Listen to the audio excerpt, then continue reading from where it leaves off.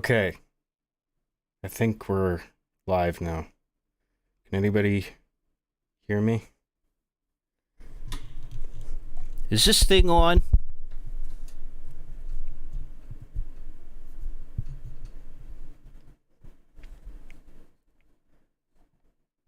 I turned on ultra low latency, but it looks like there's still quite a delay. Kinda makes me.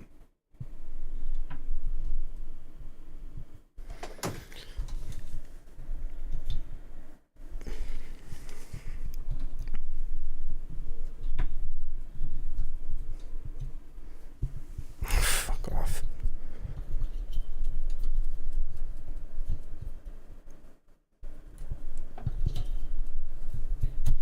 God damn it.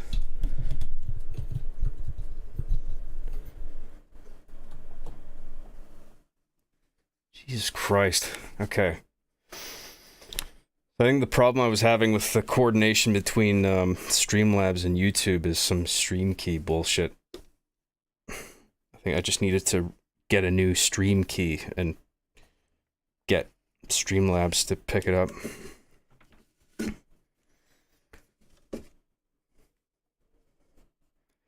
Hang on, let me just orient myself here.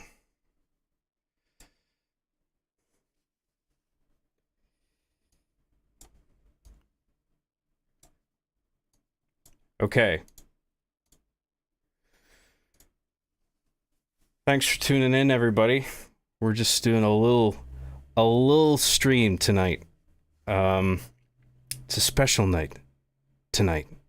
An epic night. A night you will never forget. So the people who don't know, you must know. I've passed 100,000 subscribers. And apparently you're supposed to get a YouTube silver play button when you pass that milestone. So I passed the number, and then I tried applying for it through YouTube's rewards page, and it said I didn't have 100K. So I guess the information hadn't updated on their end. But I'm guessing that I had the most current information on like my YouTube Studio app, and it takes a while for their database to refresh, whatever database governs the distribution of rewards.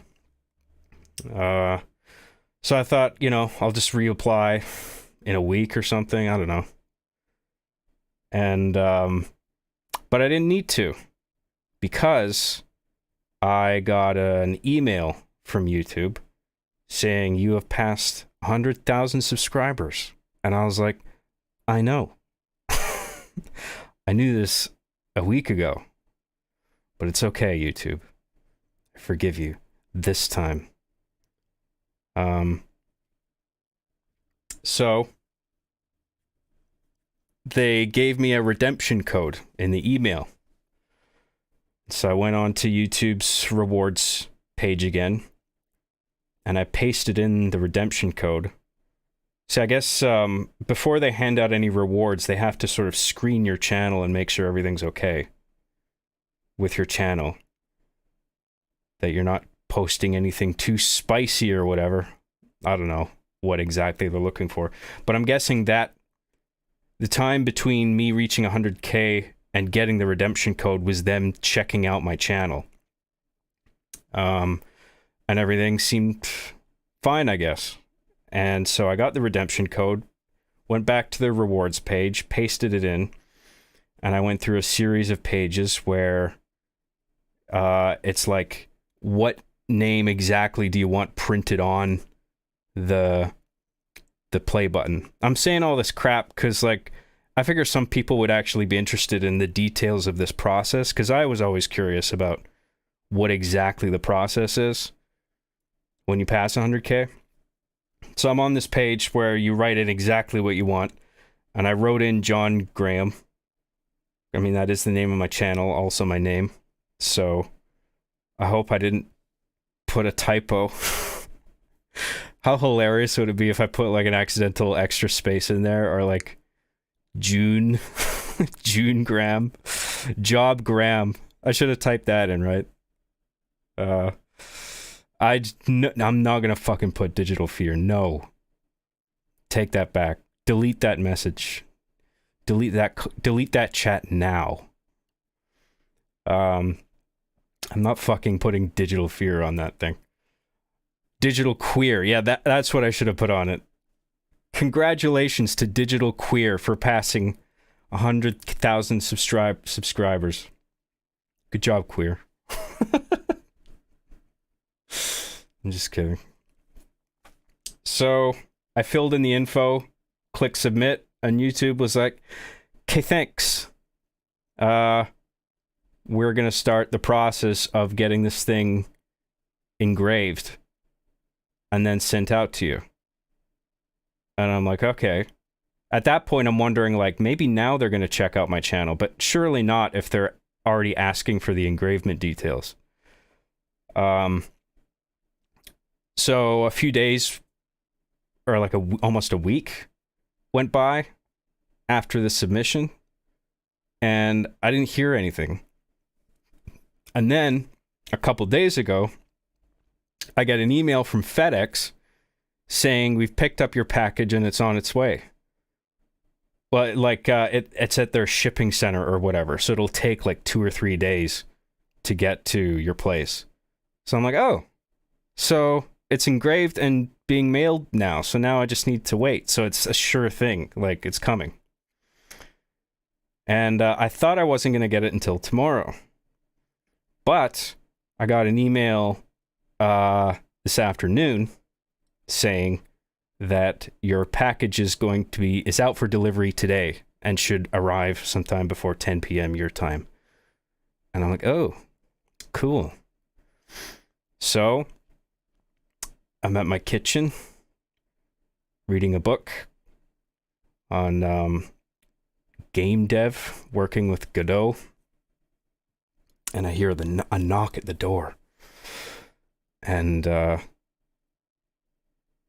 soon as he knocked, he just left the thing at the door and started walking away. And I opened the door, and as he's like almost off my driveway, he's like, FedEx, and just leaves. It's like, nobody just stands and waits anymore to say hi, you know? It's like, whether it's Amazon or FedEx or anybody delivering something, it's like, they knock, put your package down, and then they run away. Because everybody's too scared to socially interact or something. I don't know. Or maybe he's just busy. I don't know. It was fine. But like, I just find that funny. So I got this thing.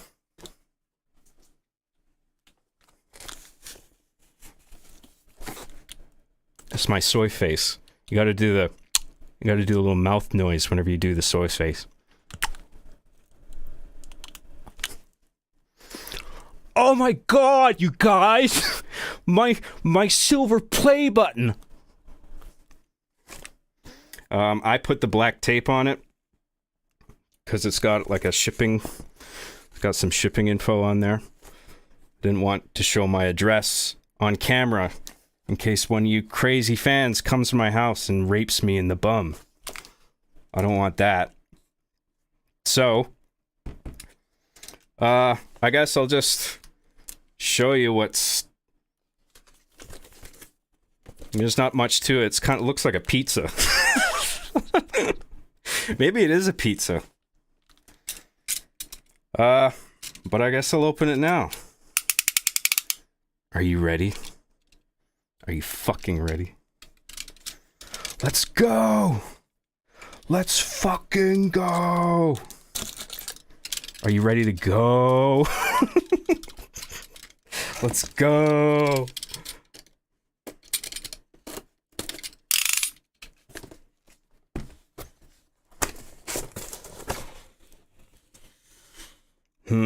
Can't see anything yet. There's a layer of foam. There's a foam thing. What the hell?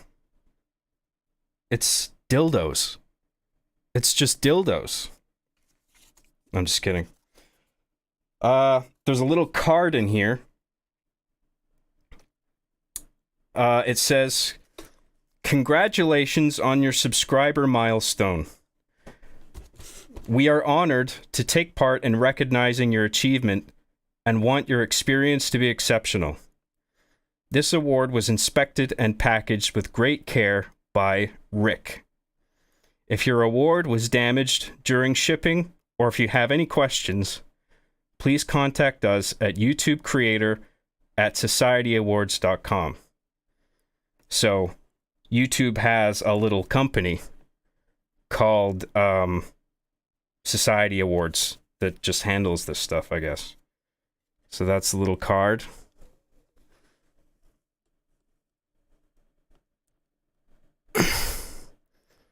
Sorry, I'm kind of shaking.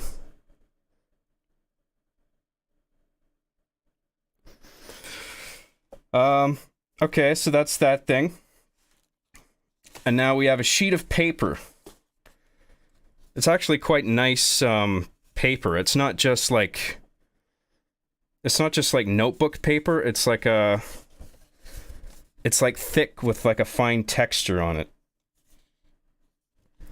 And it's got the YouTube logo at the top. And it says, "Do you remember your first subscriber, your 100th, or your 1000th subscriber?" I don't. It's probably Spooge69 or some dumb shit like that. Thanks, Spooge. Assassin Ninja 4827. I remember him now. Chances are you do. No, I don't.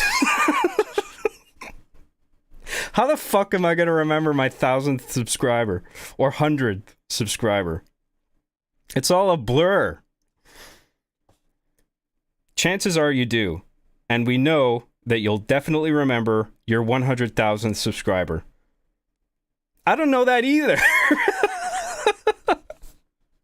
I mean, I know when the number went up. I don't know the specific guy who clicked and turned the number to 100,000. You know what I mean? Like, I feel like they don't... I mean, this is a CEO of YouTube writing this, and I don't know if he quite understands how it works.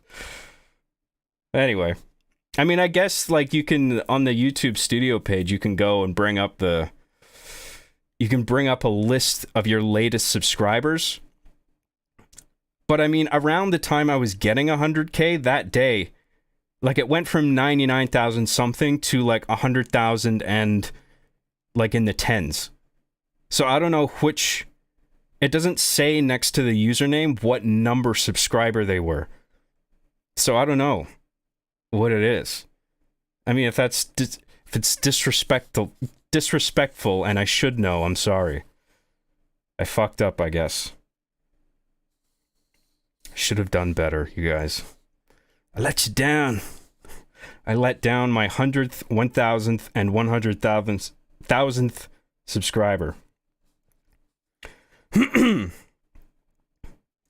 The letter goes on. Your fans may have found you while searching YouTube, learned about you through a friend, or maybe you showed up as a recommended video. No matter how they came to your channel, your audience stayed, and their numbers increased because of you and the community you've built. We're proud to honor your impressive milestone of reaching 100,000 subscribers with the Silver Creator Award. Congratulations. We know that you have many more stories to share with your community, and we know your fans can't wait for you to amaze them even more with your commitment and creativity. So keep creating, keep building. We can't wait to see what you'll do next, and we're here to support you along the way. And who knows, when you reach your 1,000,000th subscriber, we may just write you and say, "You're banned. Your channel has been deleted." No, I'm kidding. That doesn't work. It says, we may just write you and ask, "Do you remember your 100,000th subscriber?"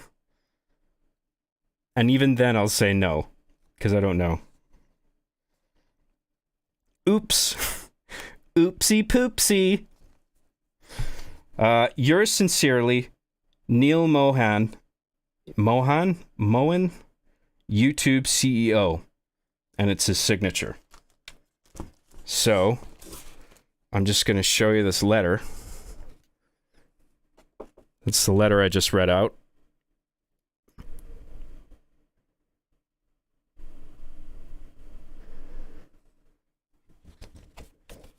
I'll put that there. Oh, here's the dildos. No, I'm just kidding. So I got the button here.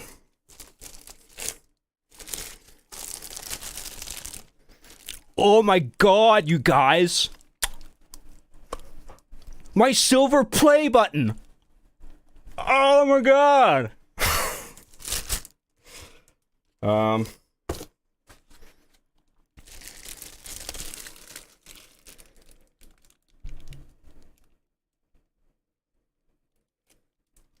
It's in this wrapping. I'll take this off.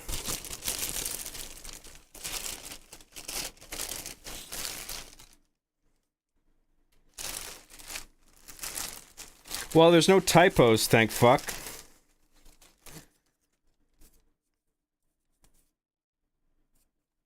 What do you call these things? As you can see, there's a little, dry packet included in the box.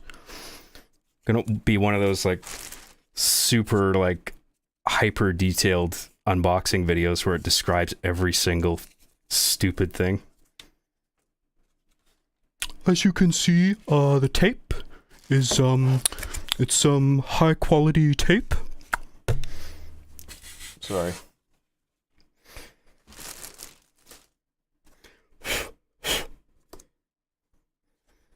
So yeah, the thing, I don't know if that's glass, but it's just like totally reflective.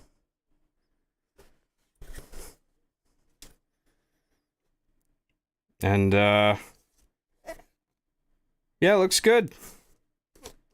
It's a bit lighter than I thought. I mean, considering the thickness of it.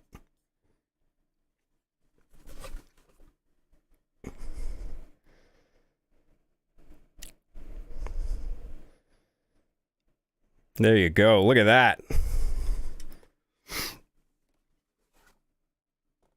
And it's got, doesn't have a stand on the back. I was kind of hoping it would. But it's got these two sort of,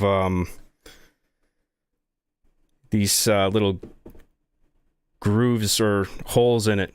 Shaped holes for mounting it onto a wall. So, I might just prop it up against something.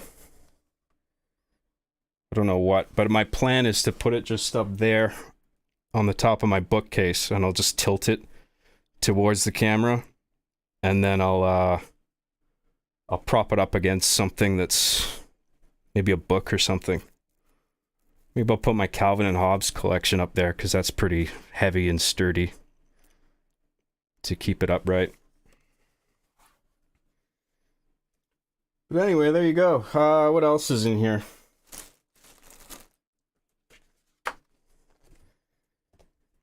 There's a little thing in here that says, recognize your team. Share the recognition by allowing your team to purchase a personalized creator award. My team? I guess that's like for YouTube channels that are like a staff, you know, a team of employees that run one channel, or is run by one person, but like sometimes channels are like a team of people. So I guess that makes sense. But I don't have a team. I'm a one-man show, baby. It's just depressed old me in my stupid bedroom, surrounded up by all my video games and computer bullshit, filming myself with toys at 35 years old. How fucking pathetic is that? But hey, I got an award for it, so I guess it's not so bad. Let's see what else. That's the other thing that came. already read out what it said, so. Yeah, Society Awards still. I don't know how you get that sort of crystal-y one. If you look there. It's kind of like shaped. It's like polygonal and shit. So that's that. Let's see if there's like a hidden compartment in here or something.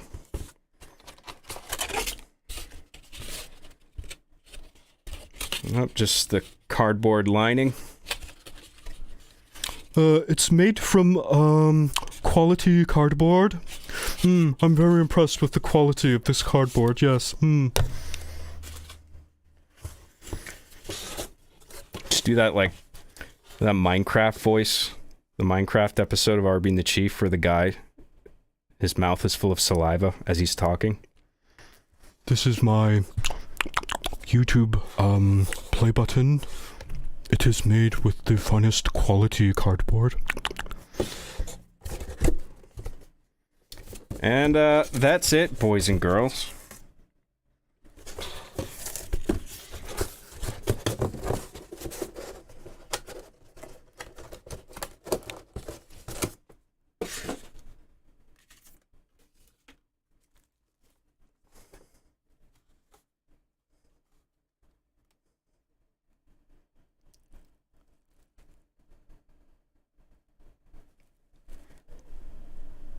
There you go. Screen cap that.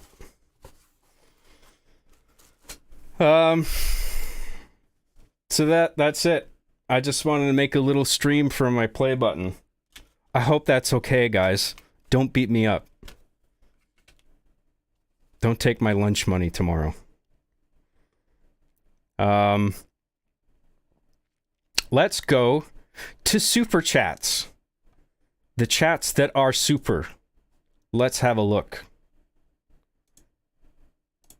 Because there's some chats. Some super duper chats, you guys. You guys. I'm so furious, you guys.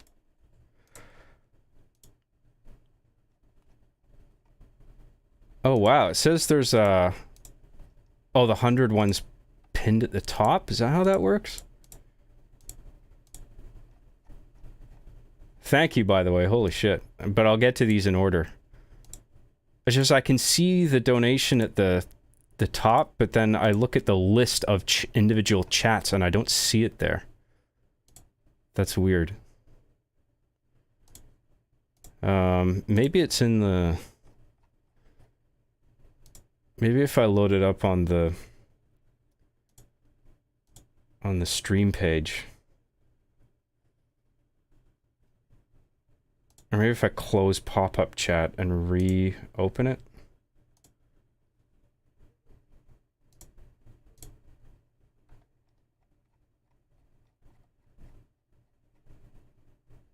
What the fuck? Why does this never work properly? God damn it. Okay, whatever. I'll do the ones that, do the little icons at the top first then. 9 Cross for $10 says nothing. Well, way to go on and on. Thank you for that, 9 Cross. Really appreciate it, man. I appreciate all of these. This is cool. For $100, TBMNKY says, do you know when Digital Fear is going to announce the finale to Deus Ex Machina? April 20th, 2069. Mark your calendars. I keep saying this. Don't make me have to keep reminding you. This is the last time. Okay? April 20th, 2069. The delivery guys are on tight schedules. You should try to find final moments. Keep making content, bro. I want to see some different stuff like FM and HJ. FM? Oh, Final Moments and Hard Justice. Stay creative, work hard. Thank you very much. Yeah, Final Moments was a horror machinima that I did in Halo 3 on the 360. and I was actually trying to make it super scary. It like wasn't. I didn't make it as like a it doesn't have gags in it. It's not like a. I was actually trying to make a scary thing, and I did the thing that I did. Or actually, I didn't do that with. I did it for one shot in the Hard Justice concept teaser that I put out, where I film my television with a camcorder to make it look like it's a shaky cam handheld thing in the game. It's not actually, obviously. It's like I have to do it in separate phases where I do all the gameplay first, and then I play the gameplay shots out on my TV, and I film my TV with my camcorder, and I sort of give it a little organic bob and weave to it. And then I put that in my editor, and you compile all those shots together, those types of shots, and it looks like the whole thing is filmed in-game in shaky handheld. But there's problems with that, because like if there's glare on the TV screen, the camera's going to pick that up. So, and I tried it, and it didn't really look great. Like it was it was a little fuzzy and desaturated. The contrast was off. So eventually I decided against doing that for Hard Justice. Because I was like, I actually prefer the cleaner, static shot look of it. But yeah, for Final Moments, that was all like found footage from the perspective of a guy going into this creepy flood lair. And I can't remember the name of the map, but there was a map in Halo 3 multiplayer where it was like, it's like grasslands. It's like sort of this grassy field on the top that's sort of enveloped in this sort of Forerunner half dome or something. And then it has a whole underground part that's like flood infested. So there's like spores and creepy shit on the walls. Containment? Isolation? That sounds right. I don't know if it's containment. Isolation sounds right. But that was the scary part, where like it was all building up to the guy going down to this creepy lair, and then he, eventually it would get to a point in the video where he's looking around in shaky cam first person, and it's like all creepy and shit. I don't know what happened to that. I mean, I must have uploaded it to YouTube at some point. I don't know if I deleted it because I'm an idiot or... I don't know if... It's not even in my archive either, I don't think. Maybe. I can't remember. I don't remember getting it. I don't remember anybody sending it to me. And I don't remember being able to find it on the web either. Final Moments is not on YouTube? I don't know. I thought it was. Maybe it only got uploaded to Machinima's site, and then it got deleted from there. Because I watched a video on Machinima recently, and I actually forgot about that. Machinima, at one point, their website used to be a video hosting. Like, they had servers for hosting content like YouTube. Obviously, they wouldn't be able to operate nearly at the scale of YouTube in that regard, but they were... Stuff would get uploaded to YouTube and their own server. So there were separate view counts. But when it ended up happening was that YouTube, Machinima's videos would perform 10, 20-fold better on YouTube in terms of views than their own website. So eventually they just stopped doing that, and they just put everything directly on YouTube. So maybe Final Moments was on there at one point, but now it's all gone, of course. Whatever. Fuck it.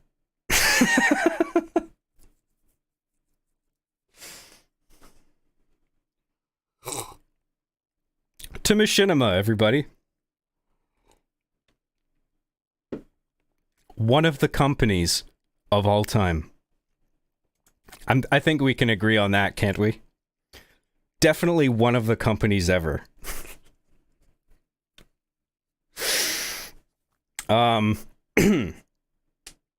What else? Oh yeah. So thank you very much for the super chat, my dude. I really do appreciate it. That's very generous of you. Brent... Oh, hang on.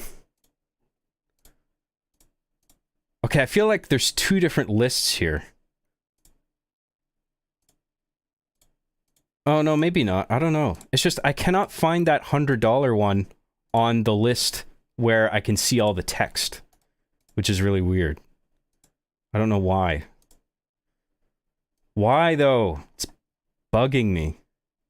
Yeah. Okay, anyway. I think the rest of these are on here.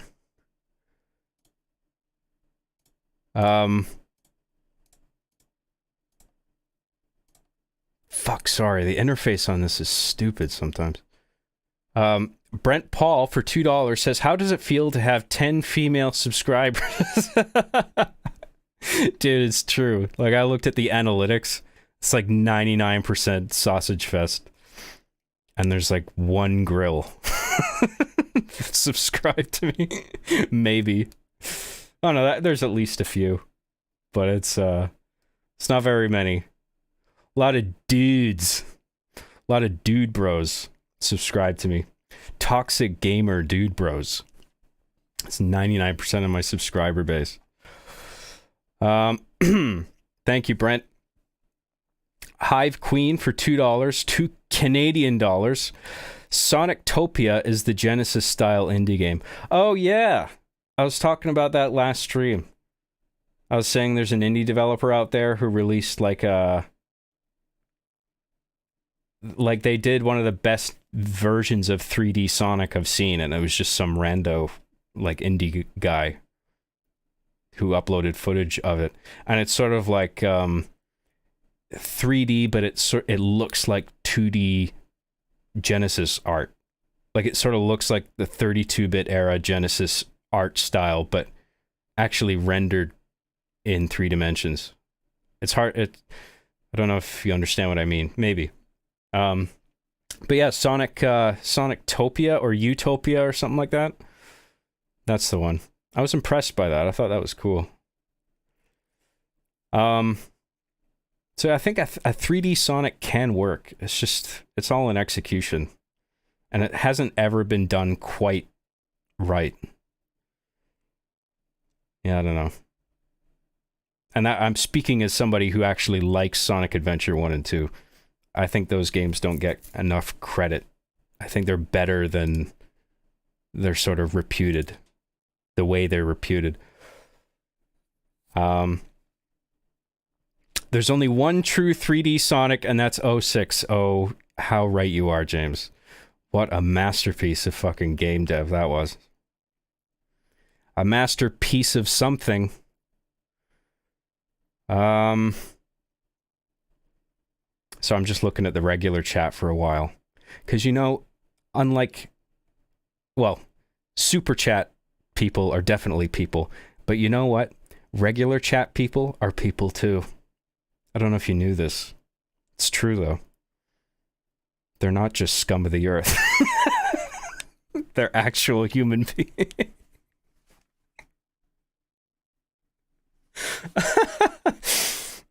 Sorry. Sanic the Hodgepog, yes. I don't know if you noticed on my shirt. This is Shadow the Echidna from the Nintendo Game Box. You guys recognize him, don't you? Classic character. What's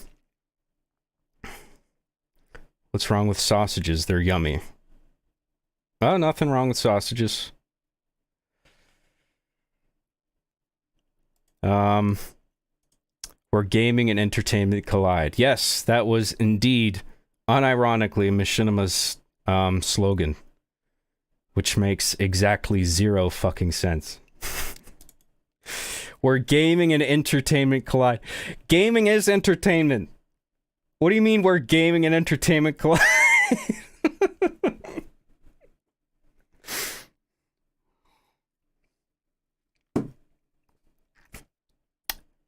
Rip Machinima. Rip in peace. Rip in pieces, Machinima. You will be misty. Let's do this. I agree. Machinima, more like more dumbnia. I get it. Nice. Nice. Nice. I love it.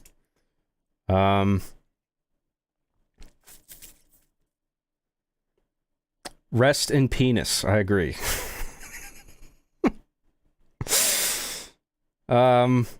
Did Lemur archive his machinima? I don't know.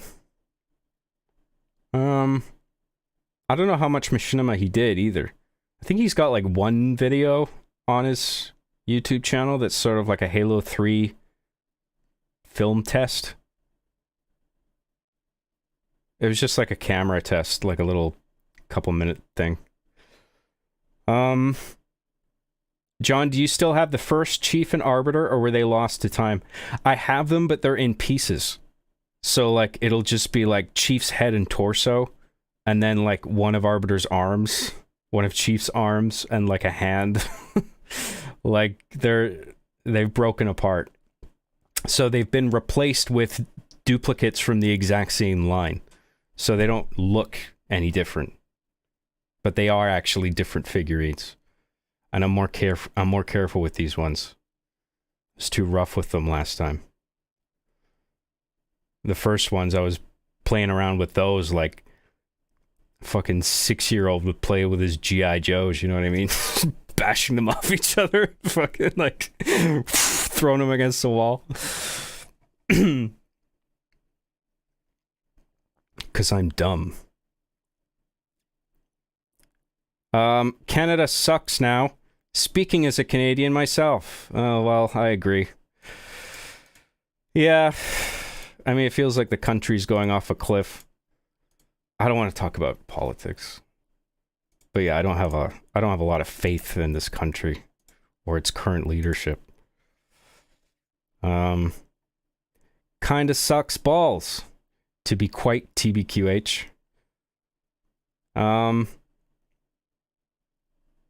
Remember when they turned Sonic into a furry werewolf in Unleashed? Oh, I remember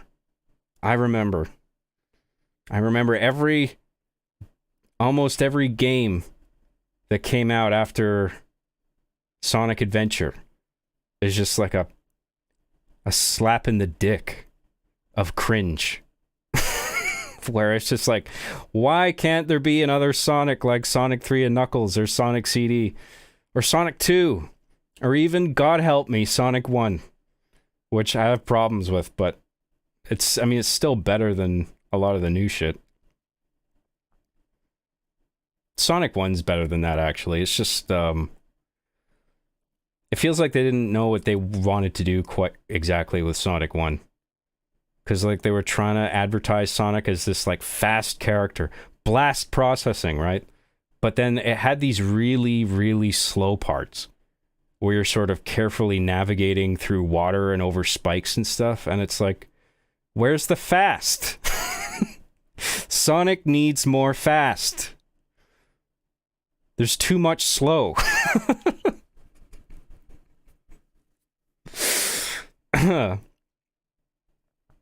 John, you seem to have forgotten all girls on the internet are actually dudes. Oh yeah, I forgot. Oops. Girl is an acronym for guy in real life. Never forget this. Hello,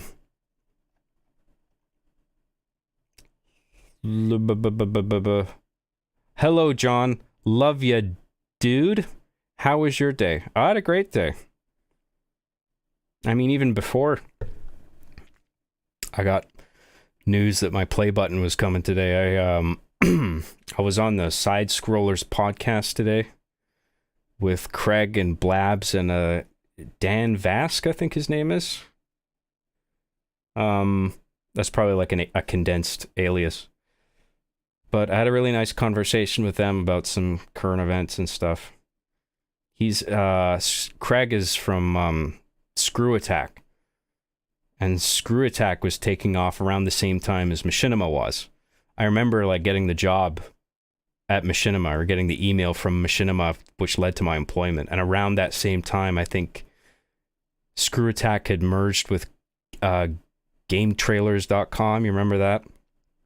They used to showcase like Angry Video Game Nerd and shit. I can't remember if Angry Video Game Nerd was with Screw Attack first, and then they went with Game Trailers, or if AVGN sort of stayed as its own thing with Cinemassacre. I can't remember. Anyway, I just remember thinking like, Screw Attack's kind of doing what Machinima's doing. Like, I wonder what my career would have looked like if I was uploading stuff for Screw Attack and Game Trailers instead, you know? It felt like a sort of fork in the road, where it's just like, well, I guess I'm going with Machinima now. We'll see how that goes. And then that whole thing happened. Where everything just went to shit. God, I watched a video on, like I was saying before, I watched a video on Machinima. And it really made me mad. Like, I was actually upset after the video ended. Because, like, by the end of the video, it tells you what the motive of the Machinima owners was the whole time. And it was basically just to get the numbers all looking as high as possible. Even if it wasn't based strictly on fact. So that they could increase the value of the company to billions and then sell it off. And apparently that was always the intention, according to the video. And it's just like... It's such an infuriatingly infantile vision of success. You know? Because it was just like, let's sell this let's make this big company. We don't even really care about it. But we care about it enough to just make it super valuable. And then we'll sell it off. And then we'll just go live on a yacht or a private island forever. And sit on a beach chair on the beach. Drinking an exotic drink out of a fucking coconut. And it's like, they'll sit back with their hands behind their head and go, we made it. You know what I mean? It's just like a kid's idea of like success, where it's like, I want to live in the Playboy Mansion and have $1 billion and just eat chocolate and cake forever. And it's just like, you're not thinking that through. That's not going to make you happy. You might enjoy it for the first day or two, but eventually you're going to get fat and bored. And you're gonna feel empty in your life because you haven't really contributed much to society, if anything. You know? You have no meaning or real purpose in your life. You have no responsibilities. Like, I mean, I don't have many responsibilities either, but like, I'm making a show that people like, you know? That was always really important to me. I don't think they give a fuck about the content. That's what bugs me. You know?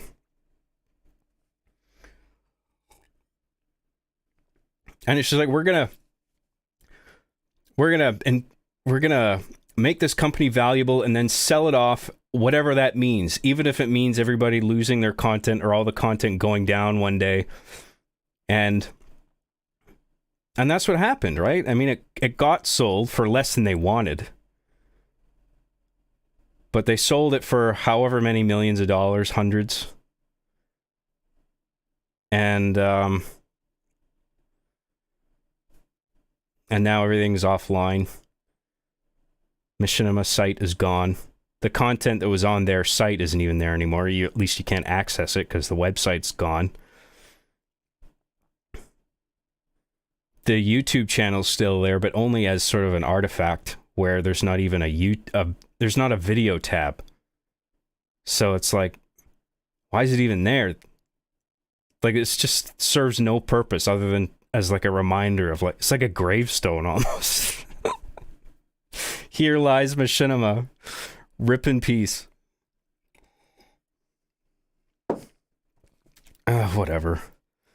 I try not to be bitter about Machinima. I'm trying to just put it behind me. I got a lot to be happy about, you know? Got my own channel. I just got 100K. Got my play button. I got you guys. I got all my support. through Patreon and partnerships or memberships. I keep doing that. Merch, all the nice emails and comments that people send me. That's all really good. So it's an old chapter in my life. I'm in a new one now. And I'm quite happy just to keep doing my thing, I like making dumb videos about Chief having a big wiener. Yeah.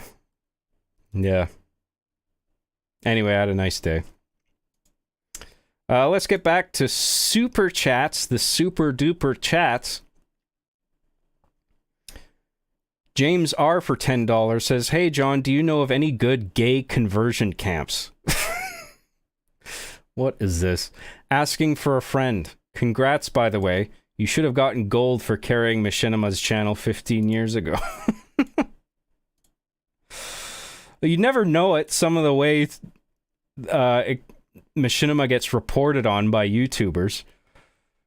It's like I rarely get mentioned. Usually it's like Inside Gaming and, like Battlefield Friends and the core sort of team members like C-Nanners and Mr. Sark and stuff. And occasionally there'll be a video on Machinima where it's just like, and John Graham, who made Arnie and the Chef. And it's like, okay, whatever. Even though I was on like the homepage and like advertised on the front page of the website and shit. I don't know, it's a stupid thing to get bitter about. It just makes me go WTF sometimes, It really grinds my gears,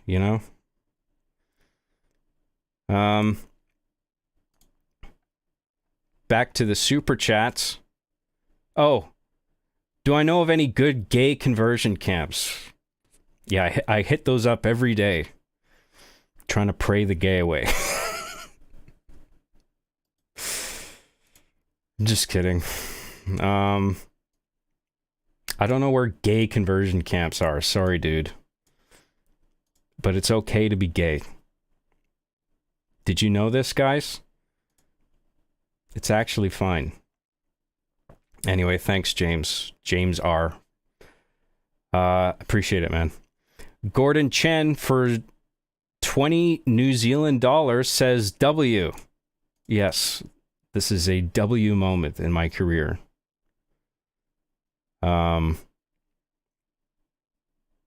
Big W. Not an L. Not an L. In fact, a W.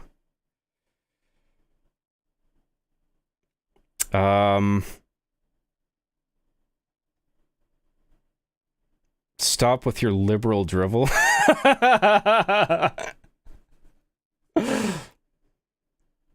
Amanda and Mr. Cheese. There you go.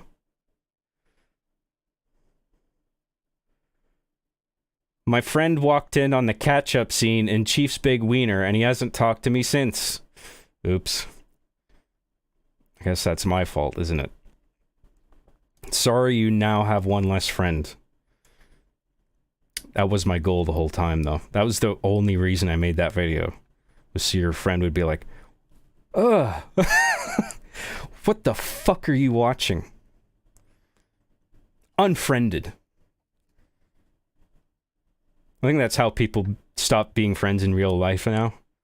Even though there's no technology involved, you just walk up to a person and go, unfriended. I unfriend you. And then walk away. Turn 360 degrees and walk away.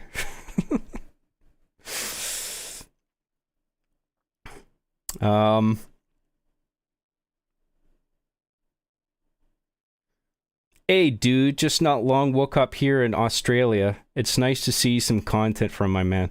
I was just watching an Australian video about like the huntsman spiders you guys have to deal with over there. That have like a fucking 12-inch leg span. What the fuck? You wouldn't catch me dead in Australia. Not with those fucking things running around. Apparently they run really fast too. They're almost like the fucking bugs in Starship Troopers. There's no fucking way I would live in Australia with that shit. Apparently they're like really... Like they're everywhere in Australia. And they're fucking huge. And they're like the kind that like bite you and inject venom. I saw those, I was like, holy fuck. What is wrong with Australia? Australia is life, but on hardcore mode.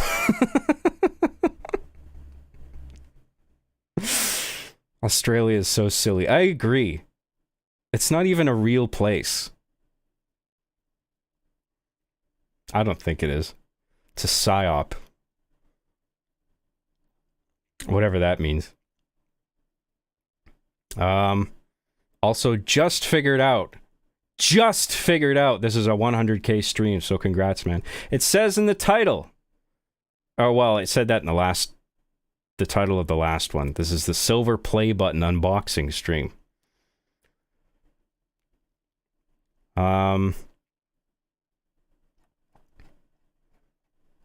Okay, back to super chats. Where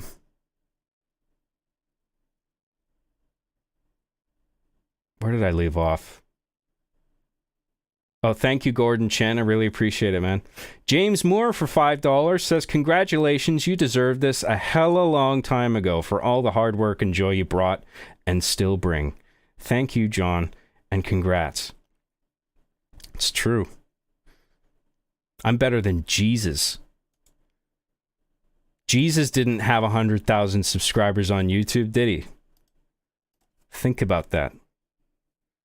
Never forget it. Remember it every day you wake up. I'm better than Jesus because of my silver play button.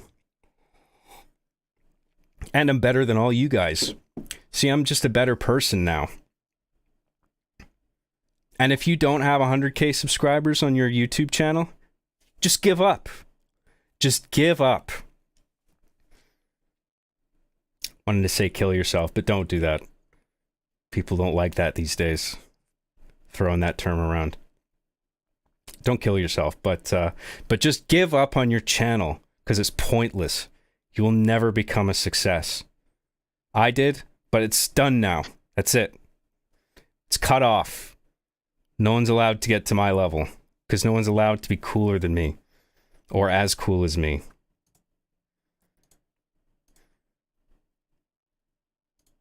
And if you have only like 100 subscribers or 1,000 subscribers on your channel, you should be fucking embarrassed. You should be ashamed.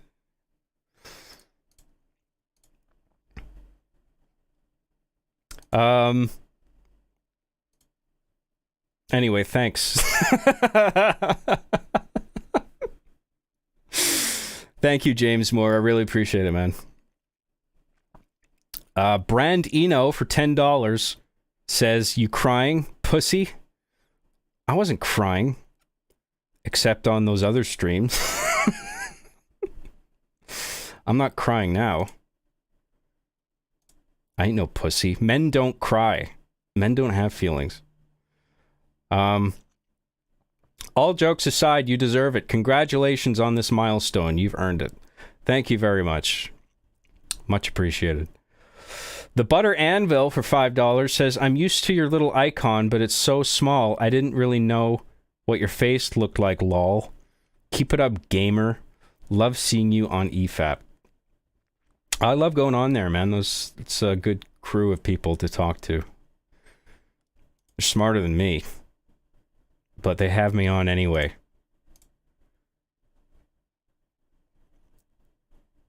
I'm like a pet. I'm like a mentally damaged pet that they have on. Probably because they feel bad. It's like, oh, he's not talking to anybody because he's stupid. Let's have him on. And occasionally I'll try to sputter out a sentence on that show. And it might even make sense sometimes. So what are people in the chat saying?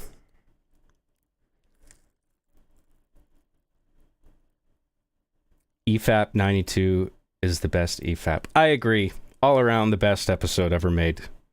Definitely one of the episodes of all time. What about 3K subs? Is that any good? No. That's pathetic. That's 97,000 less than 100,000.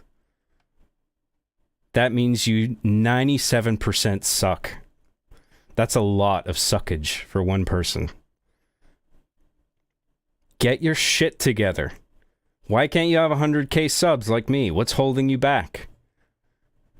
Except the algorithm and the sheer amount of fucking content creators now.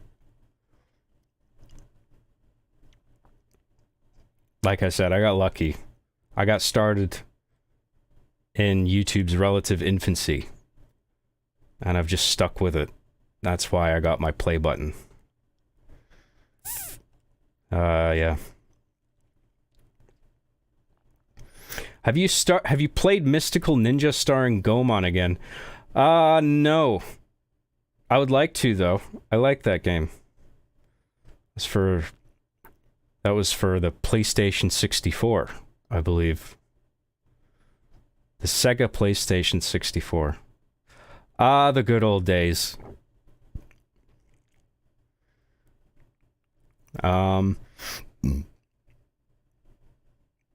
The EFAP Mortal Kombat stream was such a vibe. Oh, was that the one about the movie? The first movie? I like that movie. It's not perfect. Definitely not perfect. But I enjoy that movie. It's a fun watch. Oh, and the sequel, Mortal Kombat Annihilation, is one of the most laugh-out-loud terrible movies you'll ever see in your life. I recommend that one, too. That's a fun watch. Did the Beatles have a silver play button? Good point. I am also better than the Beatles. And Jesus. Combined. +1. Times infinity.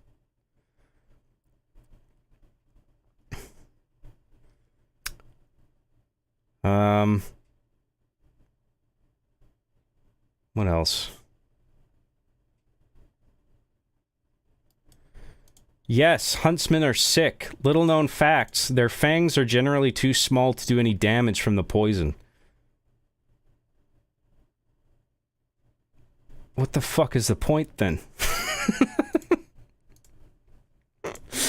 To do any damage from the poison? Okay, so, well, it's just a paralytic, then. Is that the idea? And then the spiders, like, because they can't move anymore. They're prey. It's like that big spider in Arachnophobia. That movie with Jeff Daniels.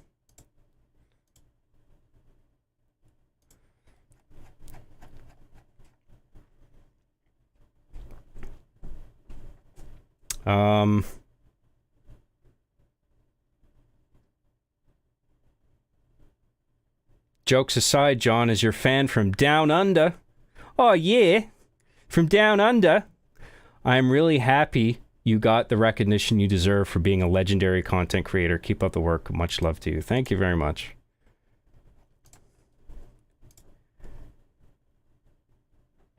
Huntsmen are harmless. You can pick them up. It's just sudden movements scare them.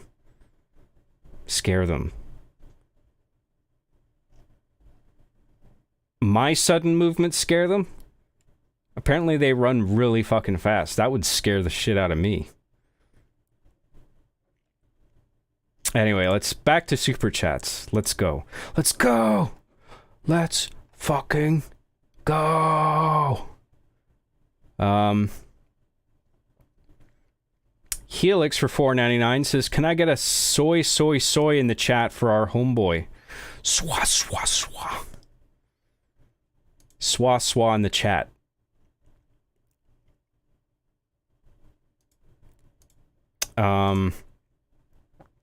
Type SWA to pay respects. Thanks, Helix. Appreciate it, man.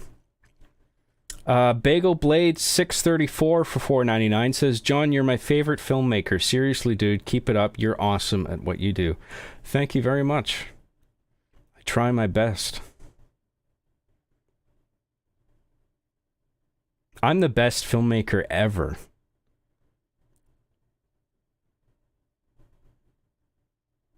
Scorsese shouldn't have even bothered making Killers of the Flower Moon. I've already made Arby and the Chief. Anything else that comes out is just embarrassing. Just stop. Stop. It's pathetic.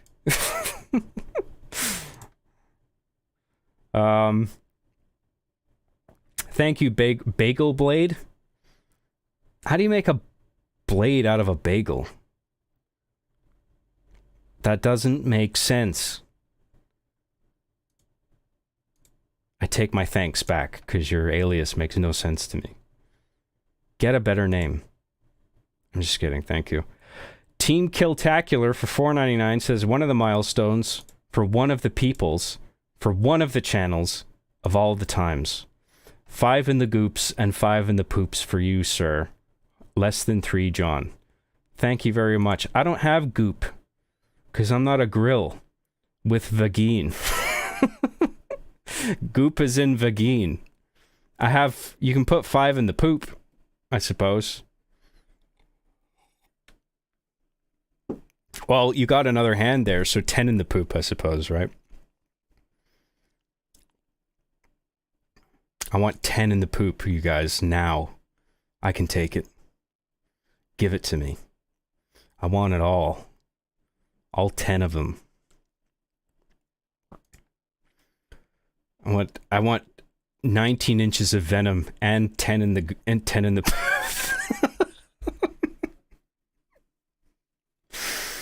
I can fit you all in. Thanks, Team Killtacular. 9 Cross for $10. I might have read that one out already, but thank you for that. Christian DeRamio, no text on that, by the way. Christian DeRamio for $2 says, congratulations. Thank you very much.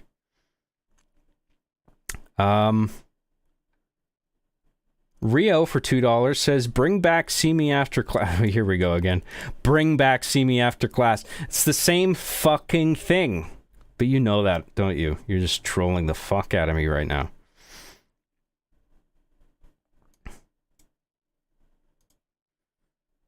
Is there any reason why you stopped streaming on Twitch or why you ended the See Me After Class podcast? This is the podcast. It's not a different show because the title's different. I mean, if I've just fucking put See Me After Class written in crayon on a sign and taped it to the fucking microphone or something, it's like, hey, it's a new show, you guys. It's a welcome to my brand new show. Or rather, the old show. Bring back See Me After. You should start a petition on change.org. Get John to bring back See Me After Class. Because the John Graham show? What the fuck is that? I'm not having this. We don't want this John Graham show. See Me After Class. Now that's where it's at. It's like that meme of who's that guy? Drake? The one panel, he's like that. And the other one, he's just like, approves. It's the same fucking thing.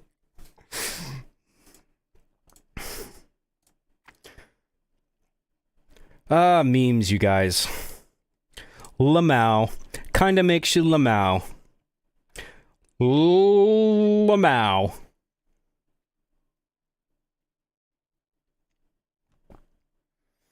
I want John to remake From Dusk Till Dawn. Dude, that movie's sweet. I couldn't do it. I wouldn't do a good job remaking that. That's already good. I wouldn't want to remake it.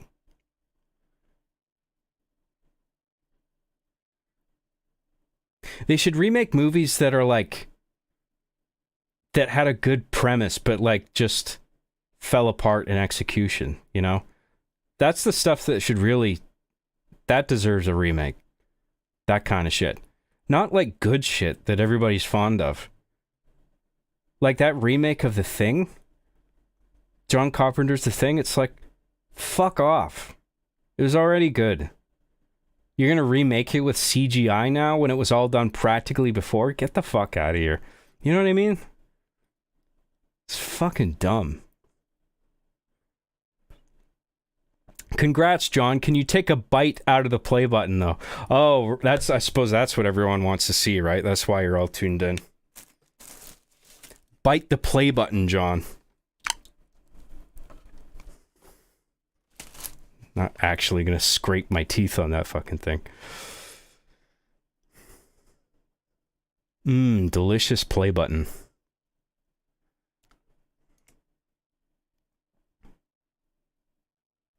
That was a prequel, not a remake. Ugh, whatever.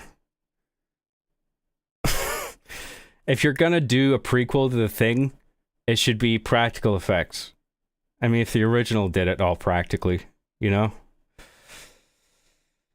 Whatever. That Sonic T is based. I know it is. That's why I'm wearing it.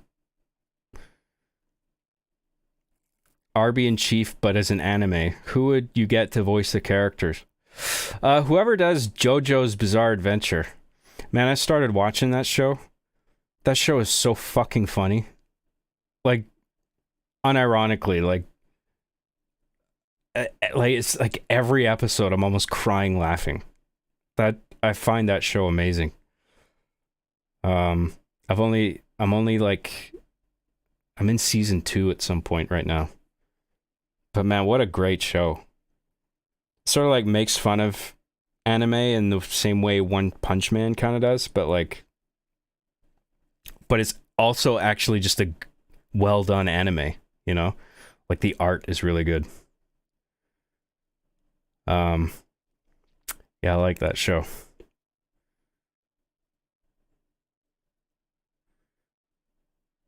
Let's make it happen. Oh, with the petition to change the podcast name? Yeah, good luck with that.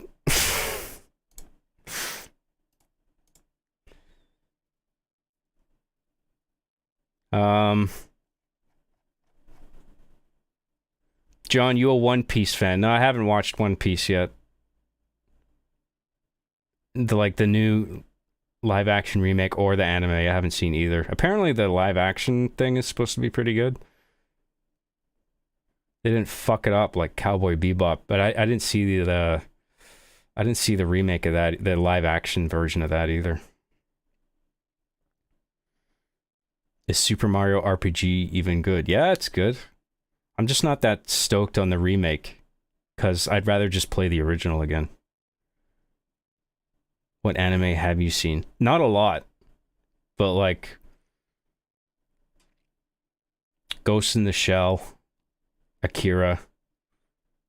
I like the mainstream, like normie ones. I've seen all those. One Punch Man, JoJo. Is Pokemon an anime? I guess it would be. I used to watch Digimon a little bit. Oh yeah, Dragon Ball Z, of course. Yeah, Cowboy Bebop, I've seen that. I forgot about that.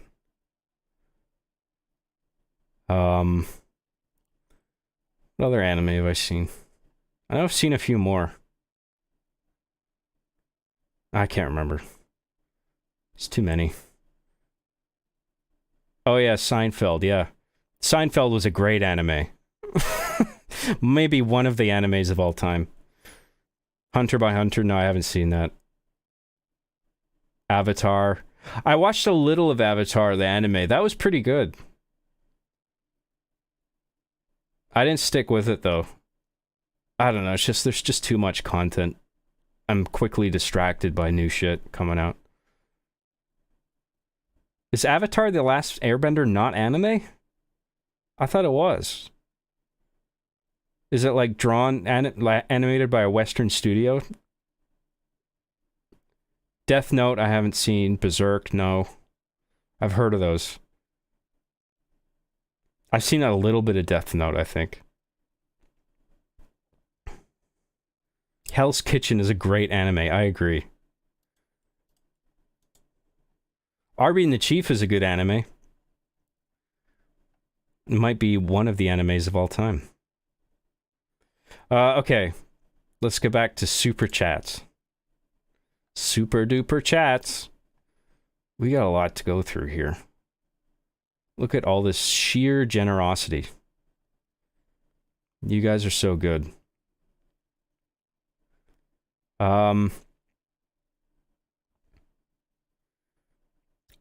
Thank you, Rio. Dentum for $10 says, congrats on the 100K, John. I've been watching you since I was 11, and you have never disappointed me with a single video. Thank you very much, man. I try not to.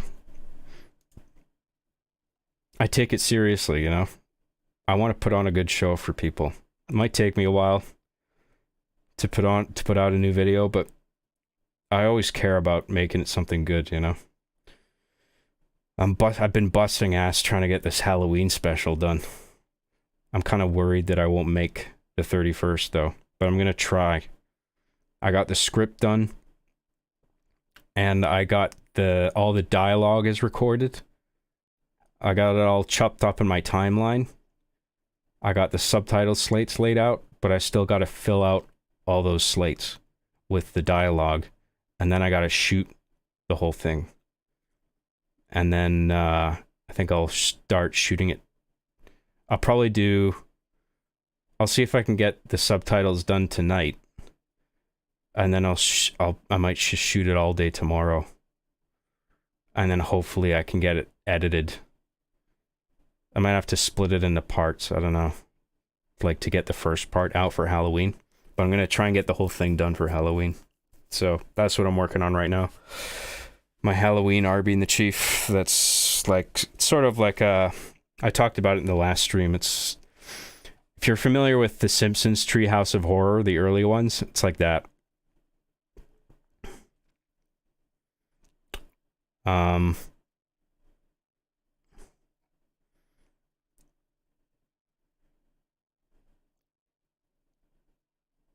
Just pull all-nighters like you used to. No, I've been on a good streak lately. Like I've been getting up at between 7 and 9 o'clock in the morning. And I spend the first like 2 hours or so doing like a full body workout. You might have noticed I'm getting swole as fuck, bro. Because I'm actually trying to like get fit. I designed a whole workout for myself that I can do without any equipment or even a floor mat. That sort of works all parts of my body. No, I'm still too fat to take my shirt off. I'd be embarrassed. I won't do that. But I'm putting on a bit of muscle and I am dropping some weight. It's just I've only been at it a little, like half a week so far. Or a little, almost a week. But I can already see a difference. But yeah, I don't want to disrupt that. Like, I want to go to bed at a decent hour. I don't want to be staying up all night. Because then it'll fuck the whole thing up. And then I'll lose all my... I'll stop exercising again. And yeah, I don't want to go down that road.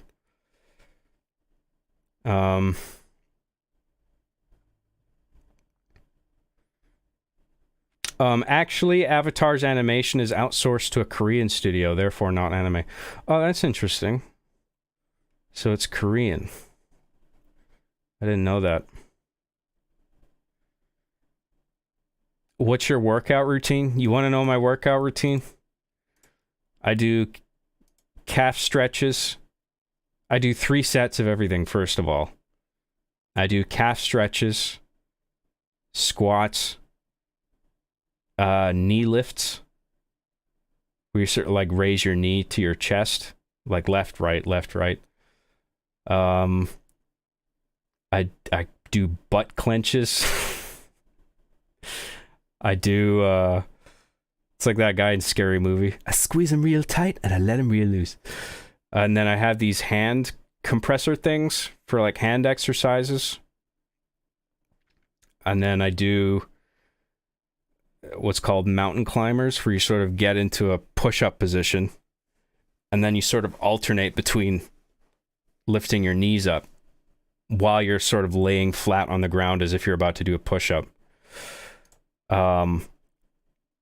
It's quite intense on your core. You might not think it, but man, your abdomen gets a workout from that. And then I do twists, just sort of going like this, back and forth while sitting on the floor really fast. And then what else do I do? I do planks. So again, I'll sort of get in a push-up position and just lift my feet up above the ground, alternating. And then I do 3 sets of push-ups, 3 sets of dips, where I'm sort of like this on my palms, sort of like reverse push-ups. And then I have a 35-pound weight. And I do forearm curls, bicep curls, and then I have like a bend bar, and I do three reps this way, 3 reps up that way, and that's it. So that'll take me like, I spread that across like 2 hours. Really, that should be compressed to like fucking 30 minutes, but it's too exhausting to do that for me, to do all of that in such a short span of time. So I love to just like spread it out over 2.5 hours, and I'll sort of pace around the room in between reps. And then on my TV, I'll have just like a YouTube playlist playing a bunch of shit that I enjoy, podcasts or whatever, little clips. I just cue those up in the morning, and I watch that while I'm working out. And it's cool because then that helps me catch up on sort of the day's events as well as I'm working out. So yeah, that's my little workout I developed for myself that doesn't require any equipment other than a single dumbbell. So maybe you can do something like that for yourselves if you're interested in getting fit.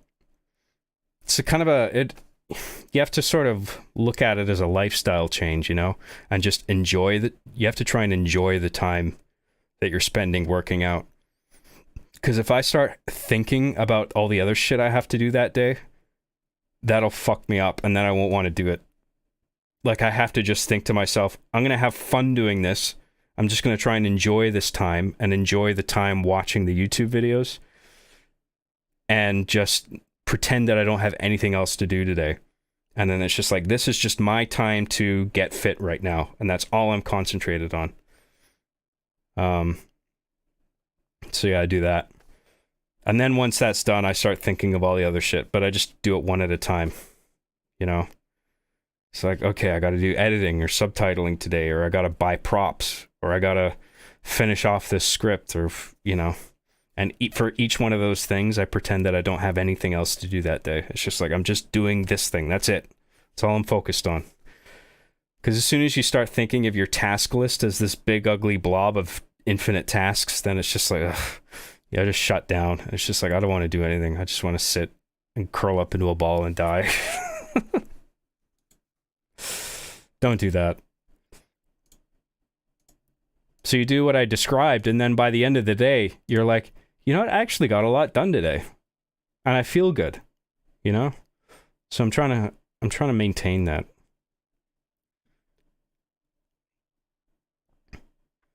I'm cucking around in the chat a lot.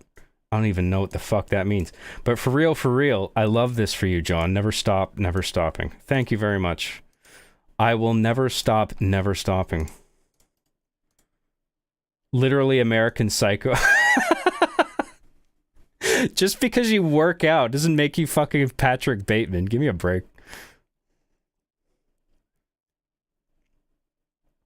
As someone with an extremely flat ass, I respect the butt clenches. Don't neglect the butt clenches.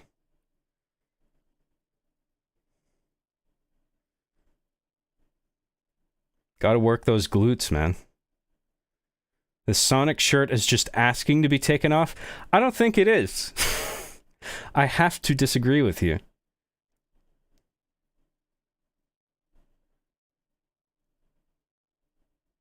Eat me for protein, John. Eat me for protein, John, and his name is Baby Soldier.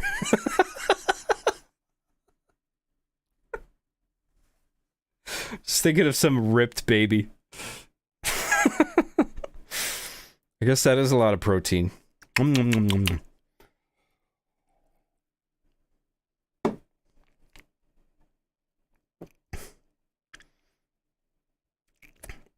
What time is it in Canada, John?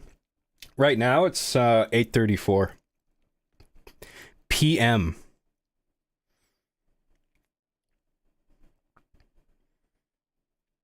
John gonna has the Patrick Bateman routine. Yeah, I do my workout and then I do that face peeling scene every morning where it's just like peeling the film off, like the face mask, whatever the fuck that is.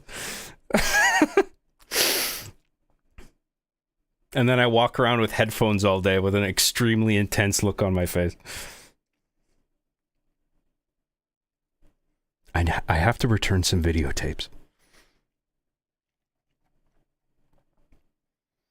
Okay, let's get back to super chats.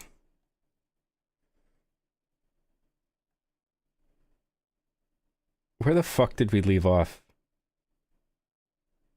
There's too many of these. Stop sending me money. Now.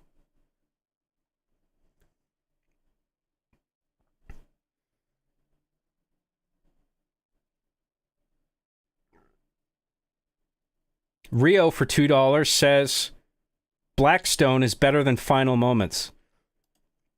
What the fuck is Blackstone? I haven't heard of it, so it doesn't exist. Therefore, my content is supreme. Thank you, Rio. Is Blackstone a real... is that like another machinima somebody made? I haven't heard of that. Michael J. for $9.99 says, congratulations on your play button. Don't let Chief steal it and sell it on eBay. I haven't... I want to do an Arby and the Chief episode about the play button, but I don't know what... I don't know what to do with it yet. Like, whatever it is, it would probably be like Chief using the play button for something really stupid, like a doorstop or a paperweight or a surfboard. Or something like that, where, like, you know, he'll walk up to Arbiter and be like, hey, Arbiter, check out my new surfboard. And Arbiter's like, you got a surfboard? He's like, yeah, come, check it out. And then it's just, Arbiter sees the play button. Just like, are you fucking kidding me? Something like that, you know? I haven't figured out the jokes yet. But it would be that sort of thing. I don't know. John, have you seen The Wire? I'm working my way through it. I'm on season 3. It's a great show. It's very slow, but you have to sort of absorb it differently than you would other shows like Breaking Bad or even The Sopranos. It's more a character study than anything. Or a study of like an institution and characters within it. It's not really like, this fucking crazy thing happened this episode. What's going to happen then at the end of the next episode? It's just, there's sort of like a steady flow to it that's like grounded in realism. Really interesting, though, and authentically written, because it was written by a guy who was actually a part of the Baltimore Police Department. David Simon.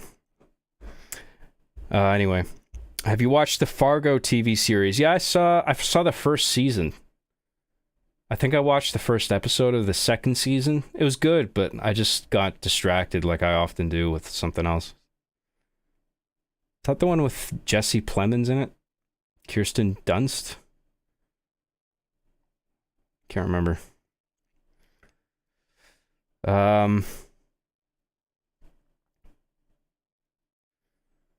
I I'd buy a Chief figurine if it was season 1 accurate. You can get a version that looks like. Oh wait, what are you talking about? Season 1 accurate? Season 1 of what? My show? I mean, Chief always looks the same, so I don't know what you mean. In my show, I mean.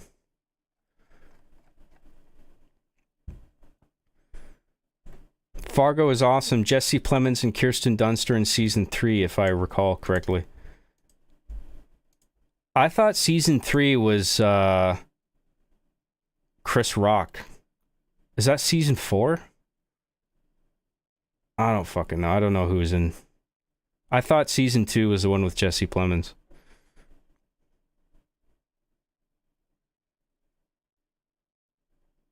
No, that's 4. Yeah, I don't know. I'm all messed up on my Fargo knowledge. Okay, back to super chats. Where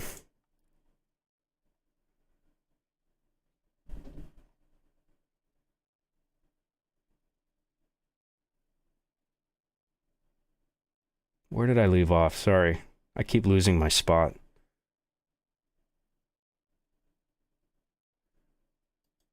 Okay, thank you, Michael J. Coach Chungus for $5 says, dude, congrats on the silver play button. You've earned it, homie. Thank you very much. I'm quite happy to have it. I mean, YouTube has its problems, and, you know, I've joked about biting the play button and Chief using it as a surfboard, but really, I'm really grateful to have it. I've always liked YouTube overall as a platform. Like, not only in delivering content that I enjoy, but like just being able to put shit on there. I'm glad it exists the way it does. I mean, it definitely needs to be improved in some major ways, but like, I'm just grateful for it being there as a place for me to upload and connect with a community and get some ad revenue and, you know, some funding. It's a good thing overall, and I'm very grateful for the play button. Thank you, Coach Chungus. Phaser for 10 Australian dollars says, congratulations on getting your silver play button, John. Really proud of you. How long do you think the gold play button will take? I'll probably never get the gold play button. Maybe if I'm like maybe I'll be like an old guy one day, and I'll be showing I'll be like 80 years old. Look, I got my gold play button. Oh. And then I'll die of a stroke immediately after the unboxing. Oh.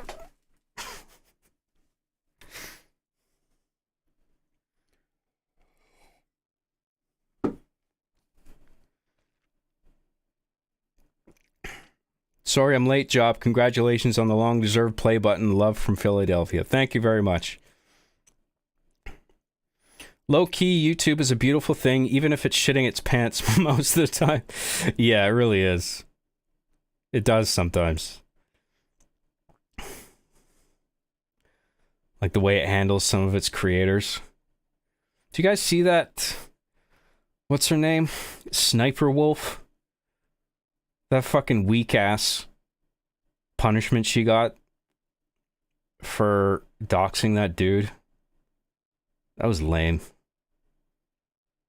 It was just like a temporary demonetization. It's like, dude, that's barely a slap on the wrist. You know? How long was it for? Like a few days? A week? And then it's right back to probably getting a fucking assload of super chats immediately after the penalization period's over. You know what I mean? Like, super chats were like this.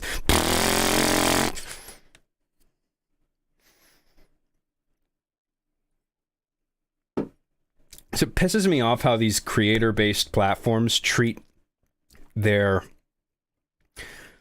They don't apply the rules evenly because they want to protect their golden geese. You know what I mean?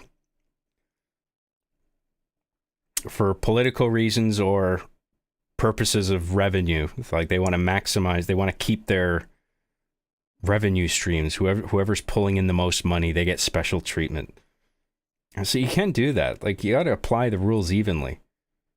I mean, have dog shit rules if you must, but you need to apply them evenly, you know? That's my only... that's the thing I don't like the most about that situation. Well, I mean, the guy getting doxxed, that was not good.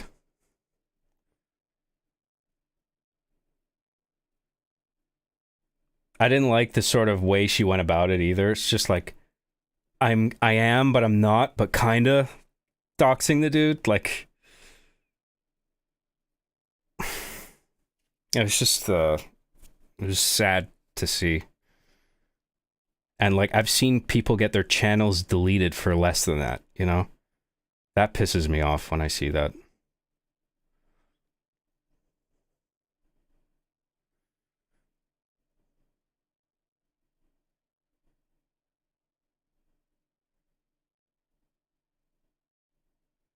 Review FNAF movie while eating Canadian style pizza. What's Canadian style pizza? I don't even know. I kind of want to see that Five Nights at Freddy's movie. I've heard... I listened to Mark Kermode reviewing it today, and he wasn't too impressed by it. He said it was boring. But I don't know. I'm kind of inclined to give it a shot anyway. I might go on Cheapskate Tuesday next week, and I might go see FNAF and Killers of the Flower Moon. I'm just like, I'm kind of dreading the length of Killers of the Flower Moon. Like, it's not long movies. It's not the length of long movies that bugs me. What pisses me off is that I have a small bladder and I know that I'm going to have to take a piss at some point in that movie. Even if I try and empty myself just before the movie, you know? There's going to be a point during the movie where I have to get up and miss a bunch of shit so I can piss. Or just stretch my butt because it hurts. But I'll probably definitely have to piss, at least. That annoys me. It makes me wish, like, they would bring back the intermission. You remember, like, movies like The Godfather Part 2? Halfway through it had an intermission. If the theaters did that again, I would be more accepting of, like, 3-hour plus movies. But I hate that you have to just sit through the whole thing continuously. Anyway. That's why you never eat, drink, or eat to movies. I don't. That's the thing. I don't eat, like, I might have a drink of water at home. I mean, I gotta eat something that day, right? And then I'll go out to the theater, go to the bathroom, and then go to into the theater, and then at some point I know I'm gonna have to take a piss. Because it's just too long. Piss in a bottle. Yeah, no. Even if I was the only guy in the theater, I wouldn't piss in a bottle. And that happens a lot, actually, with me. Like, I've gone to quite a few movies where it's just me in the theater. Like, I'm the only one there. I'm quite happy with that. I like having the place to myself. It's cool. There's certain movies where you want a crowd. You know? I saw Barbie. And that's one of those, like, crowd pleaser movies. You know? Where, like, you sort of appreciate the energy of the crowd.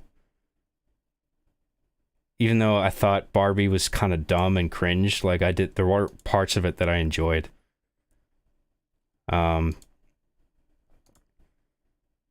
But everyone was laughing at all the stupid shit. Like, I felt really out of step with everybody. You know that scene in Joker where he's in the comedy club and he's like taking notes and everybody's laughing and then he'll laugh on his own at the wrong thing like every time.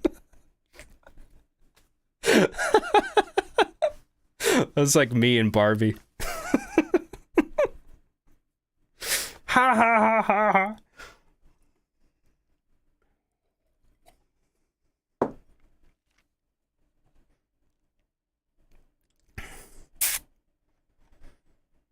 What do you get when you mix a mentally ill loner with a society?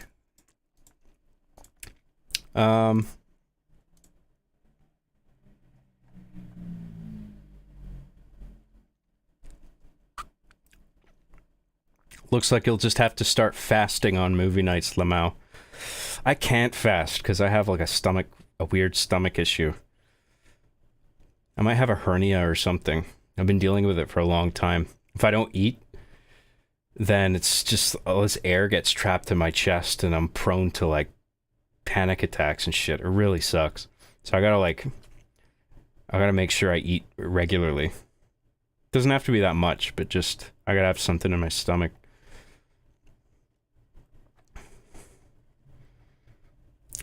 It's probably AIDS. Oh, well, thanks for the... I feel so much better.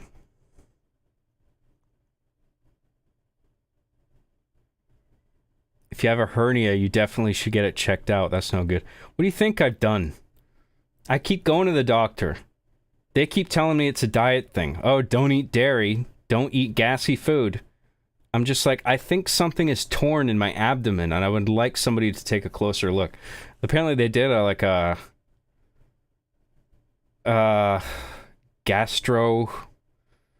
whatever the thing is where they stick a camera down your throat with a cable and pull it back. They did one of those on me. Endoscopy? They did that. They didn't find anything. But, yeah, they just keep kind of tossing me around to doctors that I feel don't really give a fuck. So I don't know what to do. Right now I'm on a dietary restriction. I'm not allowed to have dairy for a month. Because they have to rule this shit out before... Like, I have a new GP. And she won't do anything, like, physical. Like, she won't send me to a specialist until she rules out dietary stuff.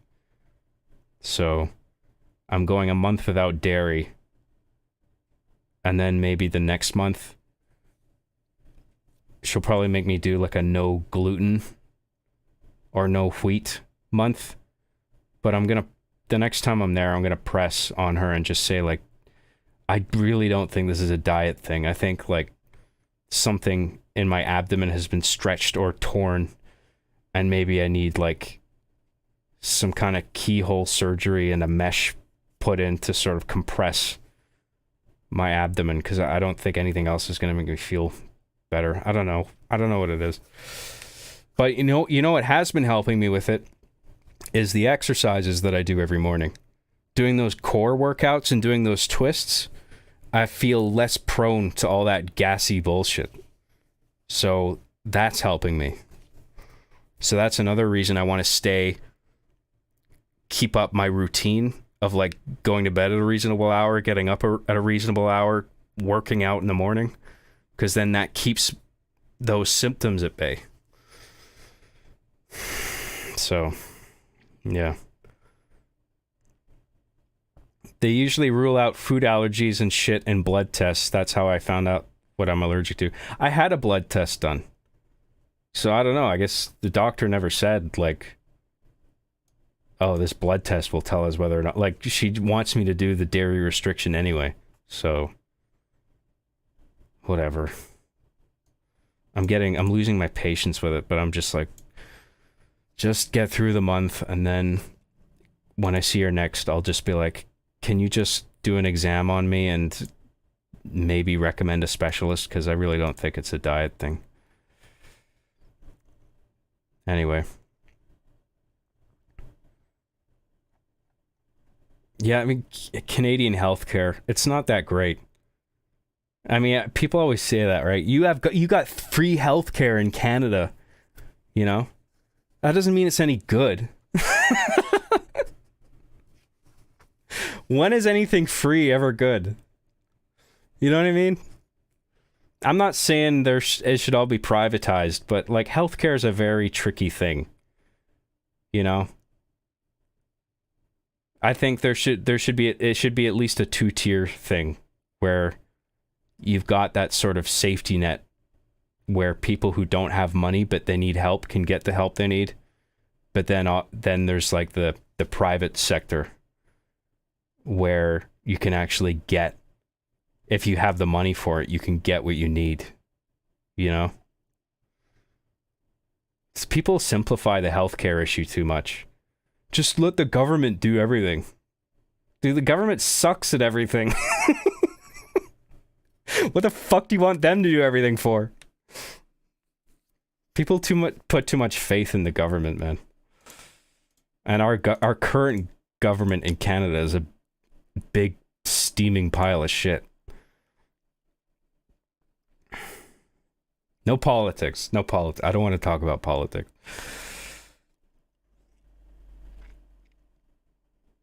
I just get mad, you guys, you know? Really grinds my gears. Okay, but seriously, don't eat gluten food. I mean, the only time I've eaten gluten this month is like bread. I don't eat like chocolate or cake or bullshit. The bread I feel really helps me because it keeps me like feeling filled up, and that stops like the gassy bullshit, like the air going into my chest and stuff. Gluten's hard to avoid. It's in fucking everything. And in order to get all the gluten-free stuff, you gotta be one of those annoying... Is there gluten in that? I don't eat gluten. Do you have any gluten-free options? To be one of those people.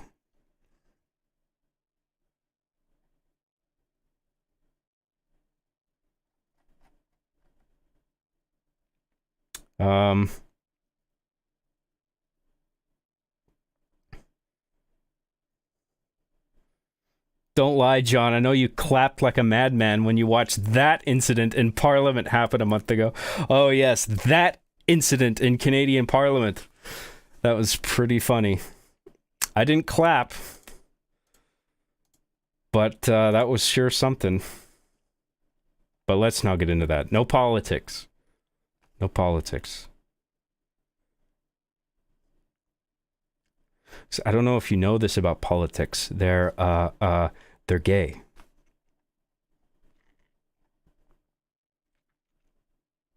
Okay, let's I'm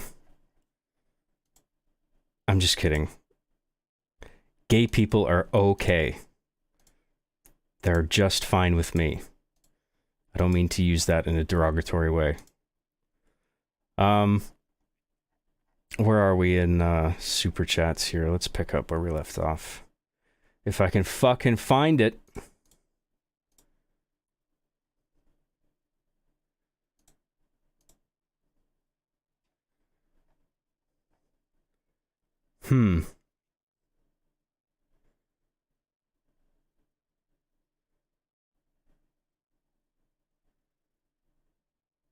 Seriously, where did I leave off? Sorry.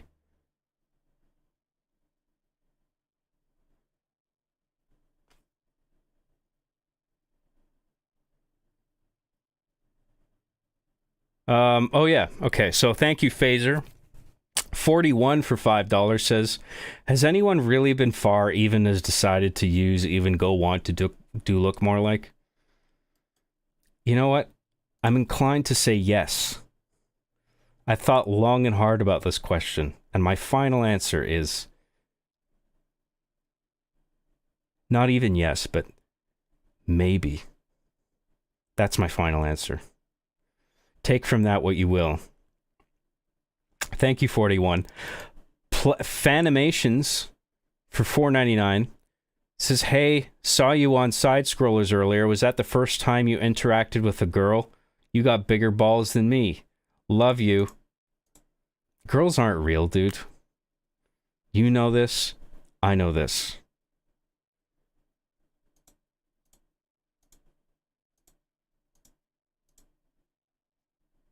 I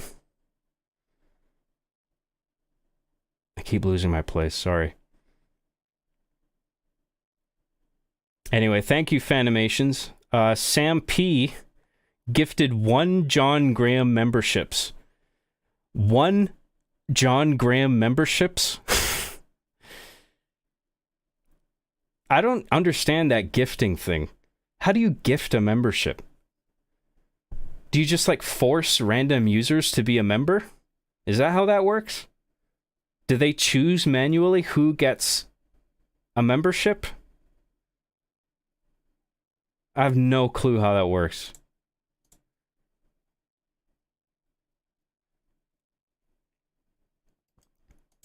Finally read my super chat. Whoop whoop. I'm going to bed. Night. Love you.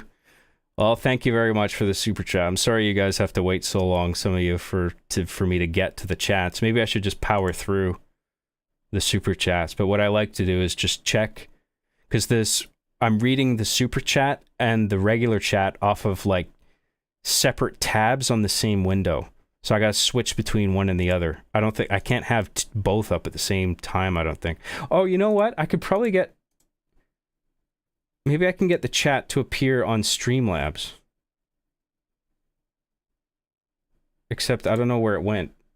Normally it's on the right side, but now it's not there.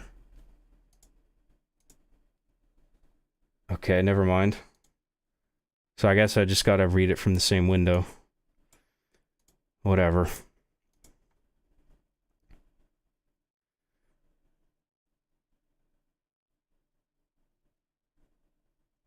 Yeah,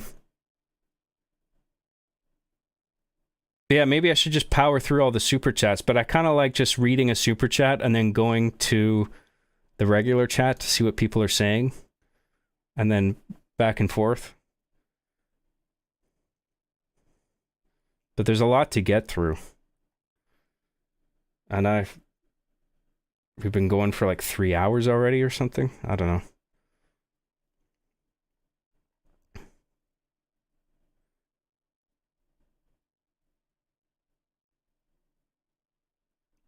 Oh, fuck. Now I see that $100 thing.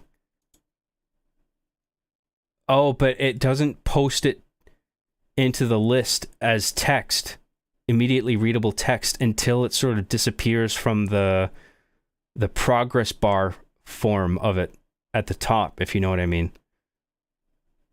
So that $100 one just showed up, and that guy is probably left by now. And I haven't read it out yet. Fuck, I feel bad. Is that person still here? TBMNKY? Fuck, sorry, dude.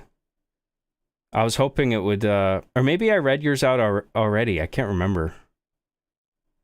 Let me have a look at it. I'll read it now. Oh, no, I did read that one already. Okay, good.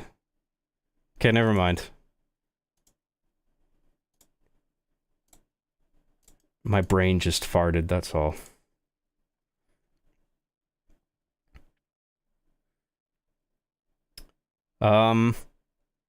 Celtic Horn for $4.99 says, when you get your old play button, I hope you'll have a sparkler and a moose burger with you. Congrats, man. Oh, thank you. My old play button? Oh, gold play button. That's what you mean, right? But you wrote old. So that's confusing. It was confusing, but I get it. Thank you, Celtic Horn. I'll try to remember. Sparkler and moose burger. I'll write it down. Scott Mead for $10 says, hey John, jumping in for a bit to say hello and to say congrats on making it to 100k. Well deserved for the best satirist on this website. High praise from Scott Mead. Cheers. Thank you very much, man. I appreciate the congrats and the super chat.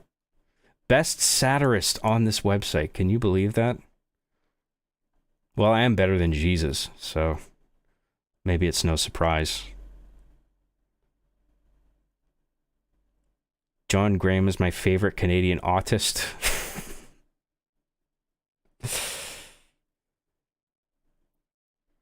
Maybe do like 5 super chats and go back to normal chat. That's a pretty good idea. Not reading your username out, though. That's a bad word. Almost. John, what are your thoughts on Starfield? Pretty shite game, aye? Aye, it's shite. I wasn't impressed with it. I don't know if it's shit. I don't know if I would say it's shit, but like I saw somebody stream the first like half hour of it and I was just like, this looks fine. But then like it got to the space part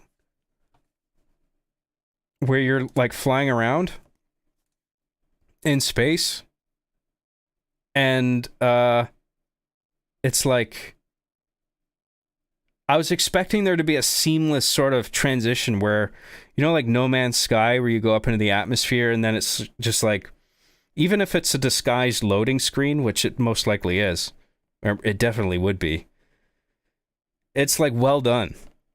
And you feel like it's a seamless transition. But like you just sort of, it's just like press X to use spaceship.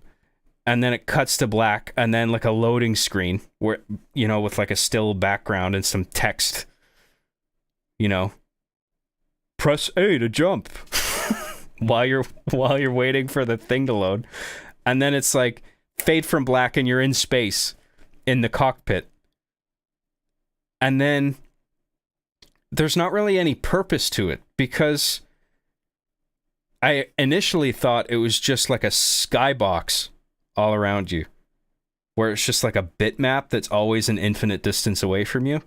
But it doesn't actually work like that. Like the planets that you can see when you're flying around in space, they're actually rendered in 3 dimensions. They're in a giant 3D space that you can navigate, but it takes fucking forever to travel to any of them. Apparently there's a streamer that like just loaded up one of the space parts and just like held down W and then went to bed and then like got up the next day and found out that you can actually navigate all the way to the planets that are rendered very far away from you, but they don't have any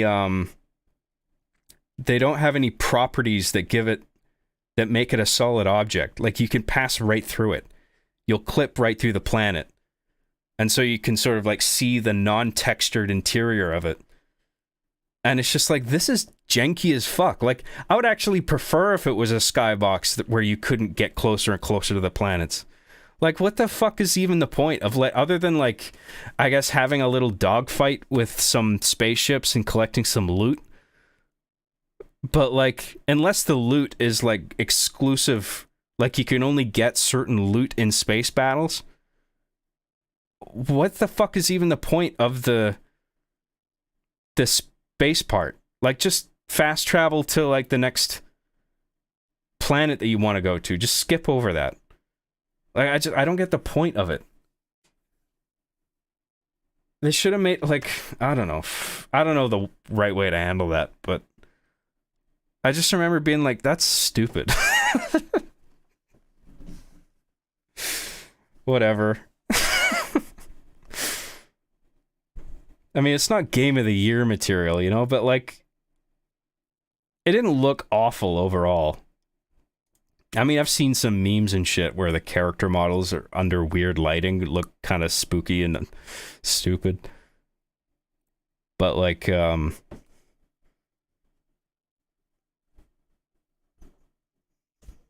physics engine looks okay. I saw some shit where like there's a room full of potatoes or something. And they're all like independent physical dynamic objects. And they're sort of rolling and stacking over one another in a realistic way. You can like pick up a tray, for example. And it'll sort of be locked in front of you. Because you've like picked it up. And you can balance like physical objects on it and sort of hold it on the thing.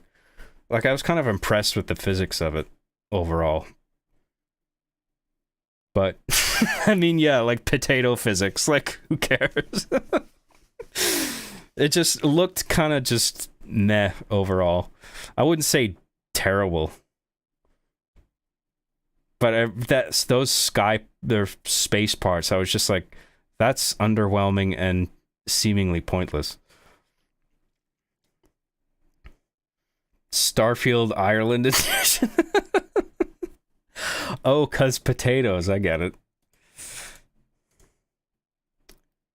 16 times the detail. Oh yeah, this is Todd Howard talking out his ass. Yeah, he likes to do that a bit, doesn't he?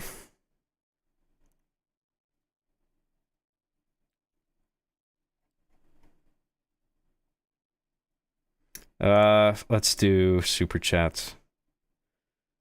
Where are we?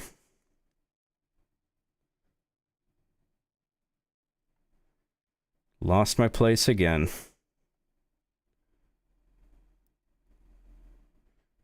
Sire Rock for $10 says, congrats, John, on your triumph and for sharing this moment with us. Thank you for your creations, and I'm glad they have become part of my treasured memories. May you continue to prosper and be well. Thank you very much. I'm happy to share this moment. I'm going to put my play button up on my shelf after this. Dark Steel for $5. Dirk Steel for $5 says, have you seen the RB and the Chief Halo mod I made? It's a tribute to the OG wedding episode. You made that? Because I've heard of it, but I haven't played it yet, but I've read about it. Apparently, I heard there's like a logic to it. Like, I didn't know you could do that in Halo 3 Master Chief Collection. Have like logic scripts. So apparently it's sort of a semi-campaign that you can play through. Like where things happen. There's like a sequence of events, I guess. It's not simply just the church recreated, right? I want to do a stream where I'm just doing that. Like one of these days I'll load it up and then I'll stream it because it sounds awesome. So thank you for making that. I mean, like I said, I haven't played it yet, but I appreciate the effort. That's a really cool. It sounds awesome. Thank you, Dirk Steele. Bill Wilson for $5 says, job. When will you start selling RB and the Chief action figures? Love CIA. It's a psyop, I knew it. Selling RB and the Chief action figures? Microsoft will stick a hot poker in my ass. I can't do that. Thank you, Bill. Solar Hypercane for $19.99 says, hi, John. Congrats on your silver play button. I made a video where I've taken clips from RB and the Chief out of context, and I hope you like it. Oh, that's cool. I mean, I don't know where to find the video, though. Just don't make the show look bad, or I'll find you. Kick your ass. But thank you for the $19.99. Sounds cool, man.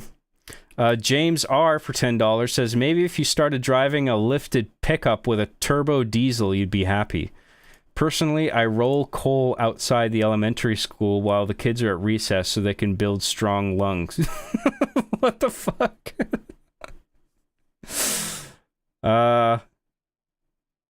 Yeah, I'm not a car guy, let alone a big car guy. Like, I don't need to drive a big turbo diesel fucking monster truck thing. I got a pretty old car. It's like a 2004 Toyota, but it gets me from A to B. So like, that's all I care about. I don't need anything flashy or big or whatever. Thank you, James. Brett Benson for $5 says, you cry like Jordan Peterson when he cries about men. Dude, I did that once. Well, only once recently. That was on my, relatively recently. That was on my, my finale stream. Like, I just premiered the last episode of RB and the Chief Season 8, and then I streamed right after it. And I was very sad. I wasn't sad. It was just, it was just a lot to process. It just all hit me at once where, like, oh, I'm finally done, you know? Because season 8 was a long production, like, window. And I finally finished it. And it was just, it all was just too much to realize at once, you know? And I didn't feel, that didn't really hit me until I did the stream. And now it's immortalized on the internet, me crying like a bitch, so great. Anyway, thanks, Brett. Thanks for reminding me that I'm a big pussy. Paul Felix for $5 says, found you in a forum after Master Chief Sucks at Halo 3 came out. It's awesome to see you still cooking. Thank you for giving me and my friends so many laughs through the years. Oh, I'm always cooking, baby. Thank you, Paul. Really appreciate it. Glad you liked the show. What are people in regular chat saying?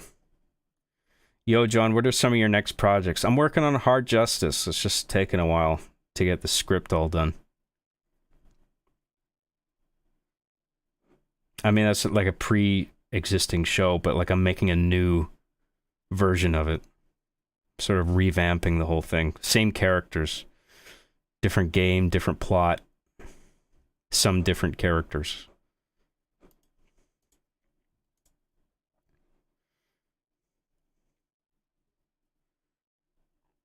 Todd Howard has become the new Peter Molyneux. Yeah, he sort of has that vibe, doesn't he? He doesn't seem as bad as Peter Molyneux, though. But I don't dislike either of them, really. Because Bethesda has made good stuff. Like, even with the times they kind of shit the bed, like, they are above average overall. Like, they put out some good stuff. And I really like Fable. You know? So as much as Peter Molyneux was talking shit about trees growing in real time and all this fucking horse shit nobody cares about, it's like, Fable eventually came out, and it's like, this is pretty fucking good, you know? Like, so I'm happy those guys are there, like, making stuff. They just need to, like, not talk a bunch of shit and promise things that they can't, like, deliver, you know? I don't know. And just own their mistakes a bit more, you know? Just come on stage one E3 and just be like, yeah, we fucked up. And then it would probably be fine. I don't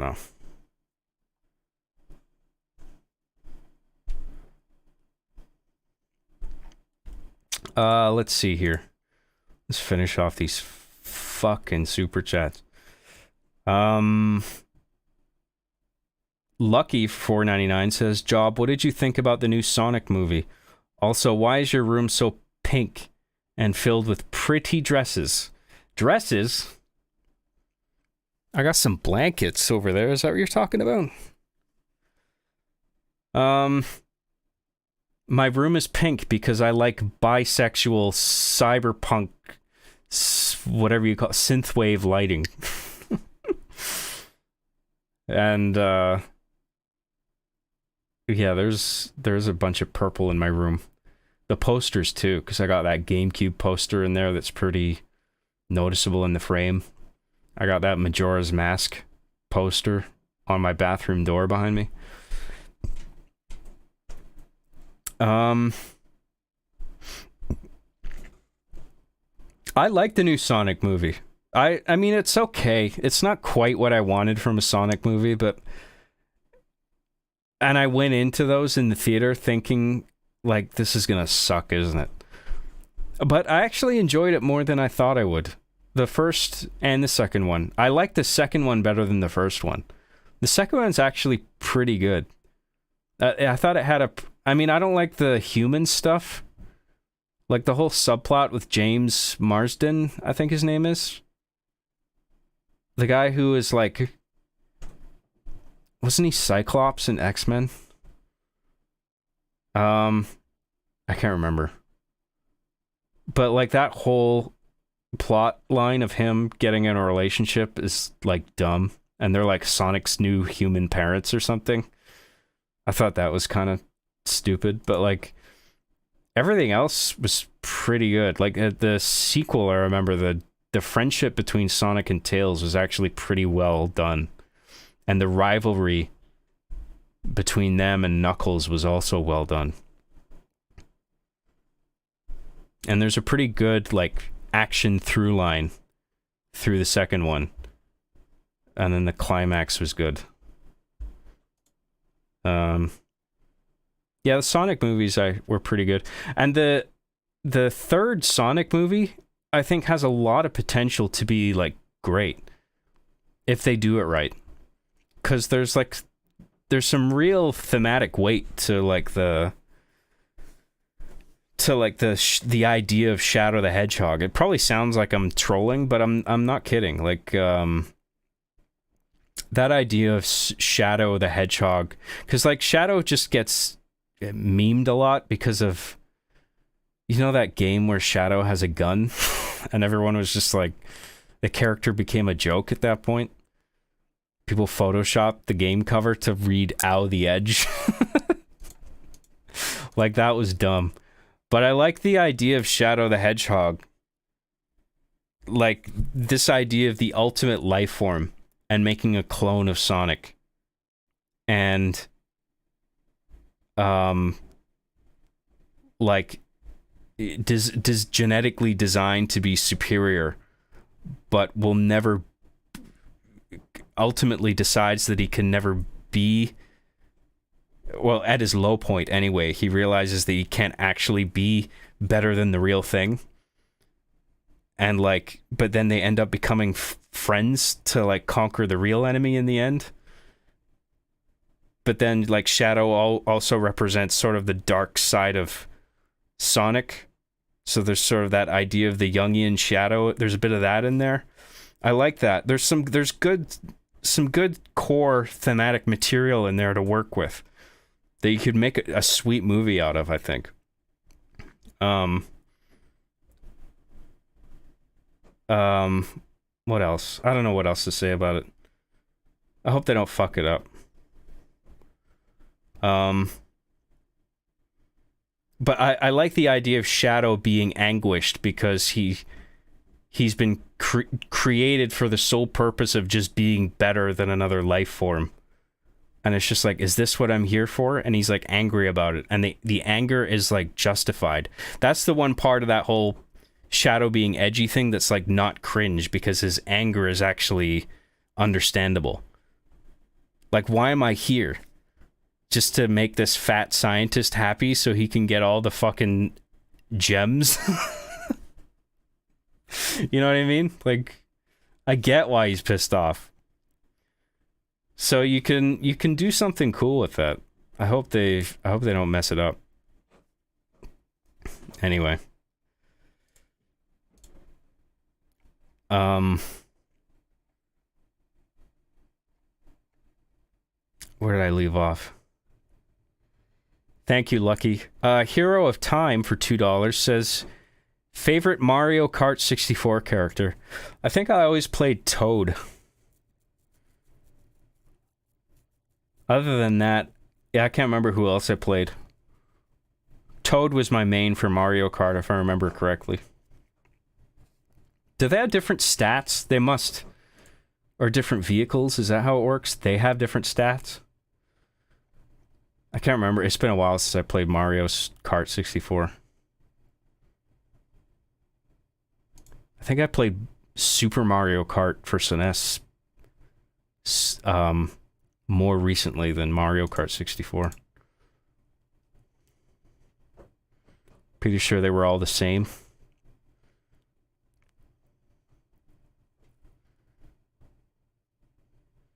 Shadow the Hedgehog? You mean Edgy the Hedgy? I haven't heard that before. That's good. Boobs the Bat. Oh, yeah. I like Rouge, but I mean, that's just asking for like cringy Rule 34 shit. You know what I mean? With the Bat Booba. What else? The climax is always good, John. Oh yeah, baby. If Todd Howard recreates the South Park BP We're Sorry commercial in real life, I will forgive him. We're sorry. That would be hilarious. That would probably go down positively for him too. In like a weird sort of reverse psychology kind of way, you know what I mean?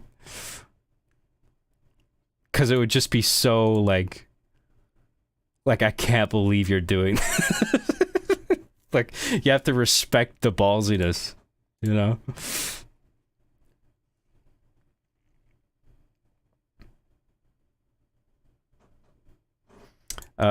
Let's finish off these fucking super chats before we all die of natural causes. Team Killtacular for $9.99 says, just saw Killers of the Flower Moon a few days ago and I'm really looking forward to Fincher's The Killer. Any movies you're anticipating in the final months of 2023? Both of those, man. I haven't seen Killers of the Flower Moon yet. I might catch that next week.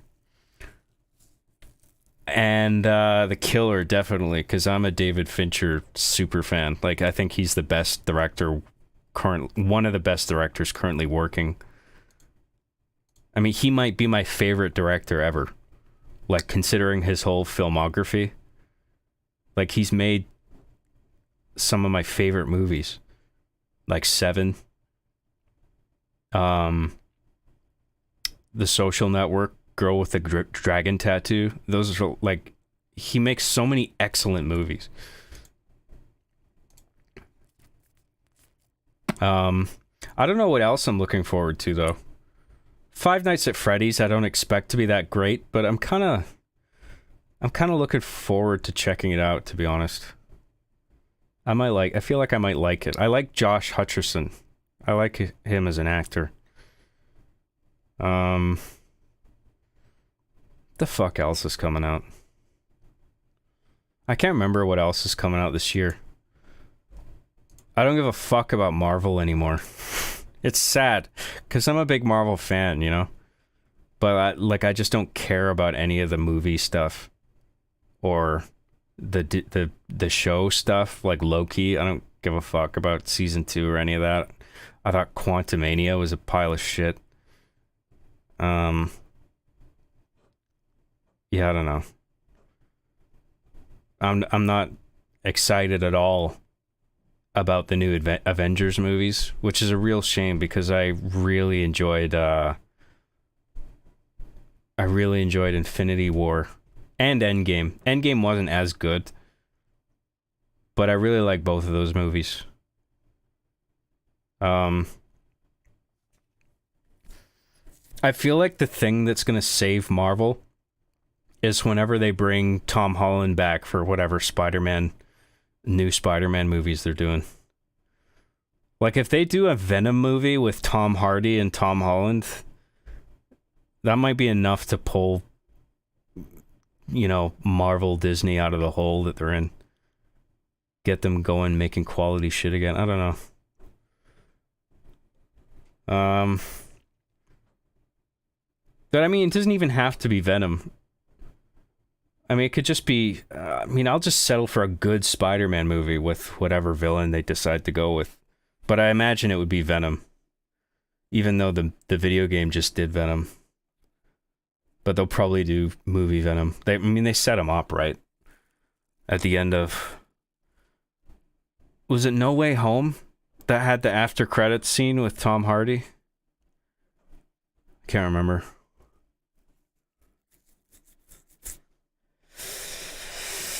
Spider-Man carrying Marvel like always. Well, yeah, I mean, that's always been their flagship character, right? I feel like Josh Hutcherson becomes relevant like once every 10 years. Yeah. Yeah, I agree. But I like him whenever I see him, though. He should do more stuff. Yeah, that was No Way Home. Right, I thought it was. I mean, that is the movie to do that in, because Venom is technically in like is in the Sony universe. So they gotta bring him in to the Marvel universe with that Doctor Strange portal bullshit. But I mean, I'm on board if they just make just write a good fucking script, for Christ's sake, you know. Please. Just take your time with it. Take all the time you need. Just make a good script, for fuck's sake. Don't start shooting before there's no script.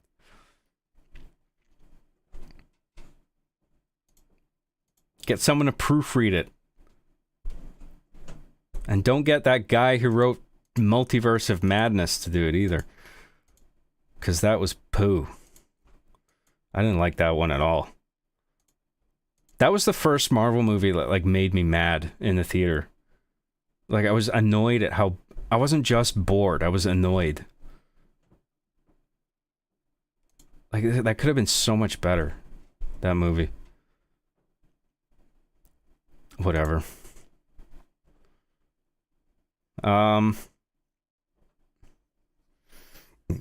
Really looking forward to The Killer, though. I can't wait for that.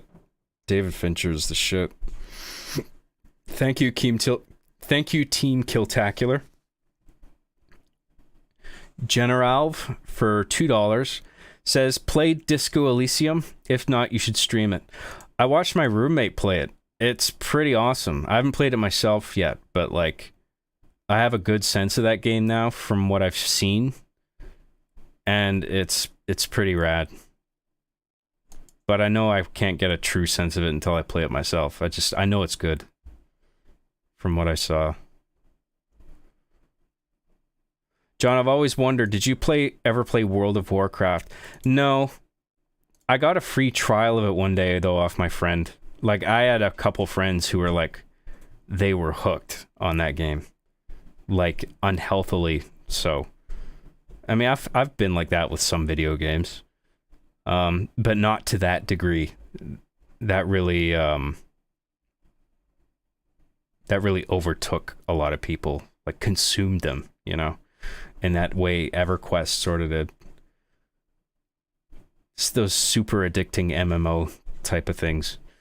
And that was when Blizzard was making money fucking hand over fist, like just raking it in. And then that's how they had all the capital for BlizzCon and shit, I think. Yeah, I played a free trial of it. It was okay, but in that span of time, I couldn't really get that invested. I was just jumping around, confused, mashing space, and just sort of like, okay, what do I do?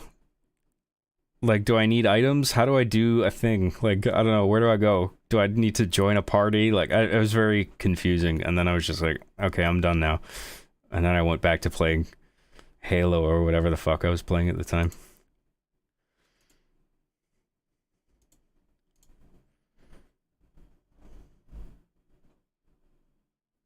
Got a scoot, fam. Congrats and good to see you're doing well. Keep it real. Thank you very much, man. Have a good night. I think I'm just about done here, too. Just finish off these super chats. There's not that many left.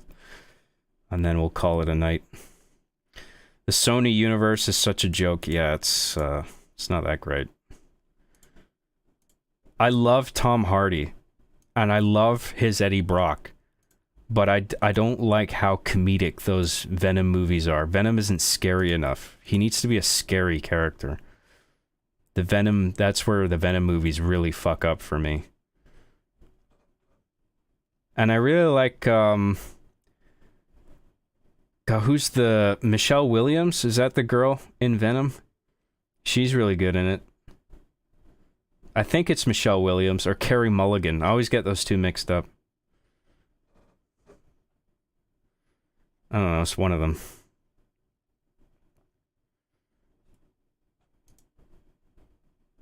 I still think of that scene in the second Venom movie. I talked about this last time, but in Let There Be Carnage, where Woody Harrelson hacks the laptop with his Carnage symbiote, he says a dumb fucking thing like, let me at them internets, or what do you got in them internets, or something like that. And he like, his red symbiote tendrils go into the laptop, and it makes all the operating system graphics turn like slimy symbiote and spooky. And it's like, this makes no fucking sense. Why would that be a part of the graphical interface? You know what I mean? Like, it was just so like, it's like a Sony executive came up with that scene. Like just a dumbass who knows nothing about Spider-Man. I don't know. Or just the way things work in general, like that makes no sense, you know? It's like it's so dumb on its face. I just remember Woody Harrelson with that goofy ass Ronald McDonald wig. Yeah, that was, he looked a bit silly in that, yeah. Just got here, sad face. That's okay. You can rewind it. Watch the whole thing, or I'll find you. I'll kick your ass. Deadpool 3 is the only Marvel property in the future worth it getting hyped over, beyond the Spider-Verse 2, I guess, and video games. Oh yeah, Across the Spider-Verse was great. I thought Into the Spider-Verse was a better movie, but Across the Spider-Verse was pretty damn good, I thought, overall. And then I'm looking forward to Beyond the Spider-Verse. And Deadpool 3, yeah, that looks cool. I like Ryan Reynolds. I mean, I find Ryan Reynolds irritating in some roles because he's just got one of those always-on comedic personalities that gets a bit grating sometimes, especially in the wrong role. But that works perfectly for Deadpool. So, like, that role plays to his strengths, which I really like. That's like the perfect role for him. And then the fact that he's got Hugh Jackman. In a way, I wanted Logan to be Hugh's last Wolverine movie. But then I see him in like the yellow suit from the cartoon and the comics, and it's just like, okay, let's do one more. And I feel like this will be like funny and cool. So we'll see.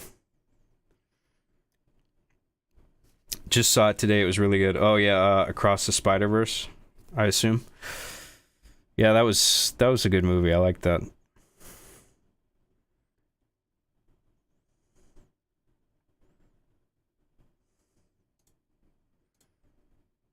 Man, that Woody Harrelson scene, holy fuck. That is one of the dumbest fucking scenes I've ever seen in cinema. Like, in every movie I've ever seen, that is one of the dumbest fucking scenes I've ever seen.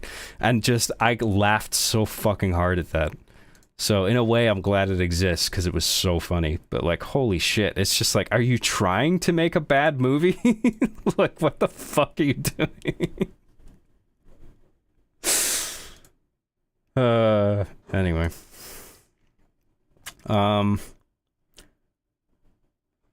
Jojo for $5 says, "Yo, John, finally made it to 100K. Been a long time coming, but super proud of how far you've come, man. Sounds like a good time to bite the goddamn foam." No, I know it's now's as good a time as any. Like, if I'm gonna do it, but I don't want to do it, because then I'll have to get a new foam thing. But thank you, Jojo. I appreciate it.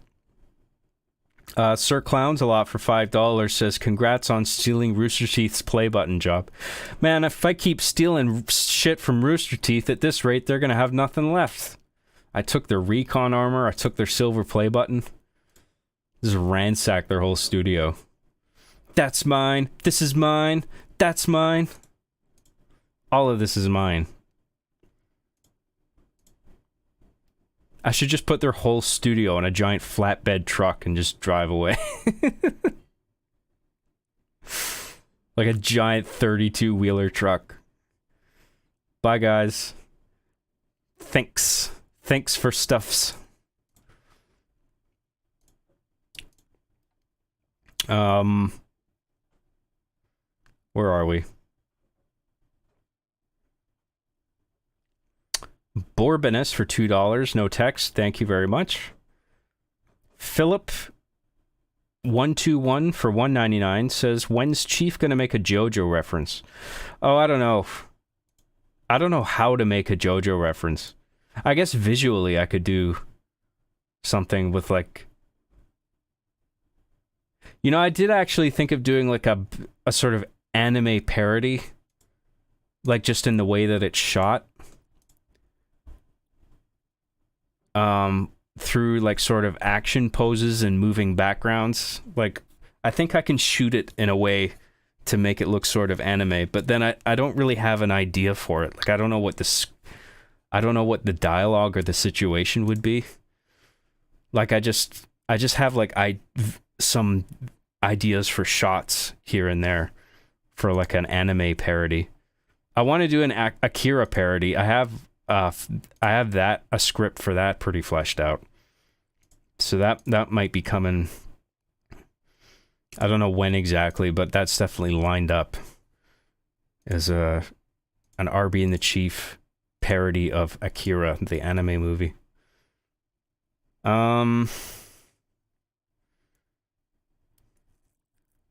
Thank you, Philip.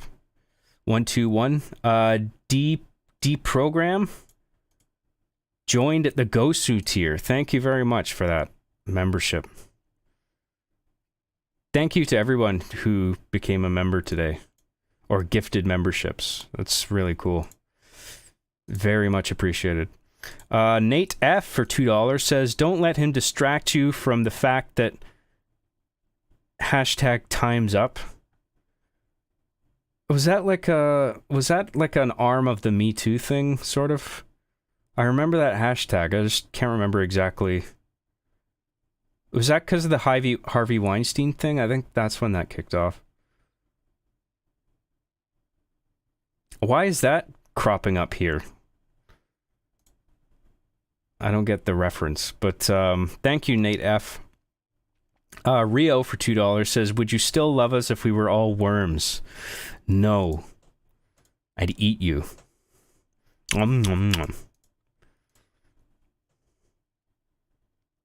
It depends. If you would need to still send me super chats. If you were worms, then I would still like you. Thank you, Rio. Solar Hypercane.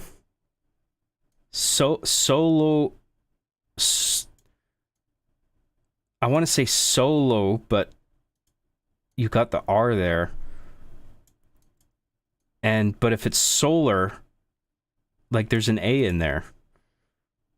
Solar Hypercane for $9.99 says, the Arby and the Chief out of context video is up on my channel. Oh, right. You posted the one earlier. Fuck, sorry about that. There's a lot of usernames to remember here. Okay. That's cool, man. Thanks for making that video. And thank you for the double super chat. I hate to make people do that where they send in like two, because like I spaced on a thing or I don't remember something. I really appreciate the chats. Thank you. Celtic Horn for $4.99 says, how do you see your creative influences evolving, and are there any new inspirations or genres you're excited to explore in the future?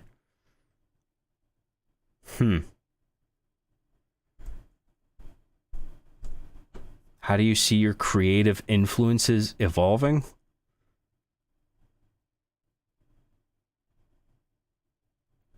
I mean, I don't know what other people are going to do that I influence. That's up to them. So, are you asking what I expect to manifest from other people as a result of things that I've made? I guess. I mean, I don't know. It could be anything. It doesn't even have to be machinima, right? I mean, it could be, I could just inspire somebody to make their own live action film. Something that I still haven't fucking done yet. But I like I said before, I would sooner make a video game personally than make a feature-length movie. I would love to actually develop a game. But, so that's, I'm just studying up on that first. I gotta know what I'm doing first before I venture into that territory. Are there any new inspirations or genres you're excited to explore in the future? I mean, I want to do a horror video game. I love the horror genre. And that's like the only one I feel really strongly about. And if I were to make a film, it would be horror. Because I love horror movies. It's just so many of them are dog shit. But when they're done well, like, holy fuck, horror movies are awesome. Like, I still think The Exorcist from the 70s is one of the greatest movies I've ever seen. And, like, one of the best, definitely, it might be the best horror movie ever. I think. I would love to make a movie that's that good, you know? Anyway, thank you, Celtic Horn. Peter Lucy for $5 says, has your puppeteering style changed over the years? I think it's become a little more not muted, but like restrained in a way that sort of makes it look a little more realistic than it used to in earlier seasons. I feel like in the earlier seasons, they would be a bit more like bouncy in general. But then as the seasons went on, I sort of muted the performances a little bit. So like just to make it look a little more real, I guess. I don't know. It depends, because like if it's like gag focused, if the scene is like a joke, then Chief will be more like, this is Chief moving around. Like, it looks stupid, right? Like, deliberately so. Arbiter's usually, like, pretty, like, he's the straight man, right? So he's always moving in a way that's, like, I think, sort of realistic, if you're willing to accept the premise that these are toys that have come to life, you know what I mean? But for the most part, the show, I don't really make the show any differently than I've always made it. Like, I see some people asking me in comments, like, how is the show still this good? And, like, made, like, it doesn't seem any different, like, compared to 10 years ago. And it's like, that's because my method hasn't changed, like, at all. I still do exactly the same thing. Like, it's still me getting on my knees in awkward positions, holding the camera, holding my breath. And, to keep it steady sometimes. And I always put a lot of energy into the scripts and try to make them as funny as possible and try to make myself laugh. That's the key to writing, making the scripts funny, is just making sure that I laugh. You know? I try to make myself laugh as much as possible, and then I trust that the audience is going to also find it funny. So, yeah. Let's see. Do you have any left? Are we done? Oh, Solar Hypercane again for $4.99 says, what do you think of emergency alert system scenario content? Are you aware of them? Wasn't that a thing in the US? Where everybody's phone went off for like 20 minutes straight or something stupid like that? To like test out all the... I guess I understand the utility in testing out an emergency broadcast system across all types of phones, whether they're like Android or iPhone or whatever kind of phone. But it sounds like, I feel like that was probably overstated, the fact that it was just going to be this incessant noise for like 20 minutes. Like, it probably wasn't that. Yeah, I don't know what that was about, because that wasn't in Canada, I don't think. So I don't know what happened there exactly. I don't know what scenario content is exactly. Emergency alert system scenario content? Like, what even is that? Is that like videos people are making? Or like memes or something? I'm not aware of them, sorry. I wish I could say more on it, but I don't know. But thank you, Solar Hypercane.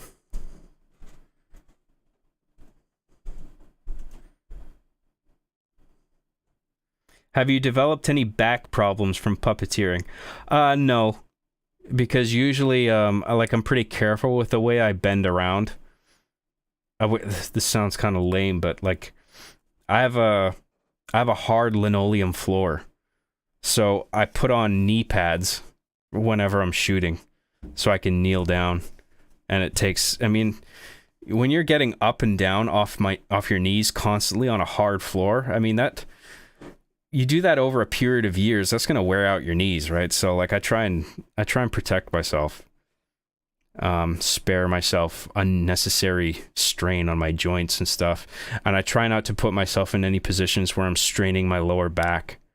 The only times I'll ever do that is if there's like some kind of crane shot where I'm trying to like emulate the movement of a crane with like my hands. And I sort of like, I'm trying to keep the camera steady and make it one smooth movement without having to cut. So like that involves going from an elevated position and then sort of bending over into a low position. And I try and sort of craft the shots so that the B position, whatever position I end up in, is the one where I'm comfy. And so the A position, I'll start off in an uncomfortable position and then move into a comfortable position for the B camera position, if that makes sense. So I try and think carefully about what I'm doing with my body exactly, and I minimize the strain on my lower back. And so usually I try and keep my back straight, and if I need to bend down, I'll usually bend my knees or get right on my knees, and I'll have the pads on. So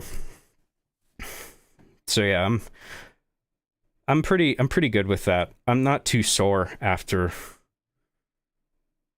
Very occasionally I'll have to bend in a really awkward position because there's like furniture in the way or whatever reason. Like I remember I was doing Chief's Big Wiener, like when the toys are on the toilet, trying to like wedge myself in between the wall and the toilet for some of those shots is like really awkward. And I got sometimes like there's like a thing right here and I got to rest my elbow up in an elevated position and I got to like bend over in a weird way, like, but usually the shots aren't that complicated to set up.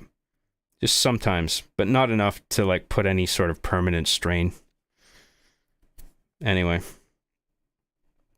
Are we done now? I think that might be it. Okay, we're calling it a night, boys and girls. Thank you everybody so much for tuning in. Thank you for the 100K subs. I got my play button. I'm very happy about that. I'm very proud of it. I'd also like to thank YouTube for all the mistakes that they make. They're a good service. They're a good it's a good platform with they've done a lot of good, and there's a lot of potential to be great. And I'm very happy to have this play button. And I'm very grateful to you guys for all subbing and sticking with me all this time. I hope you enjoyed the stream. Thank you for all the super chats, all the financial support. I really appreciate it all. And I think the next time you see content from me, it'll probably be the Halloween special in some form. I might have to split it into small parts to get it out in time. We'll see. I'll get done what I can. And then after I get the Halloween thing out, I'll probably stream Resident Evil 4. I've been meaning to get to that, but it's just this Halloween thing is in the way. I want to get that done first. So yeah, expect that from me coming down the pipeline.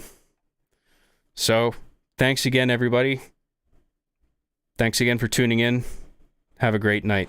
Cheers.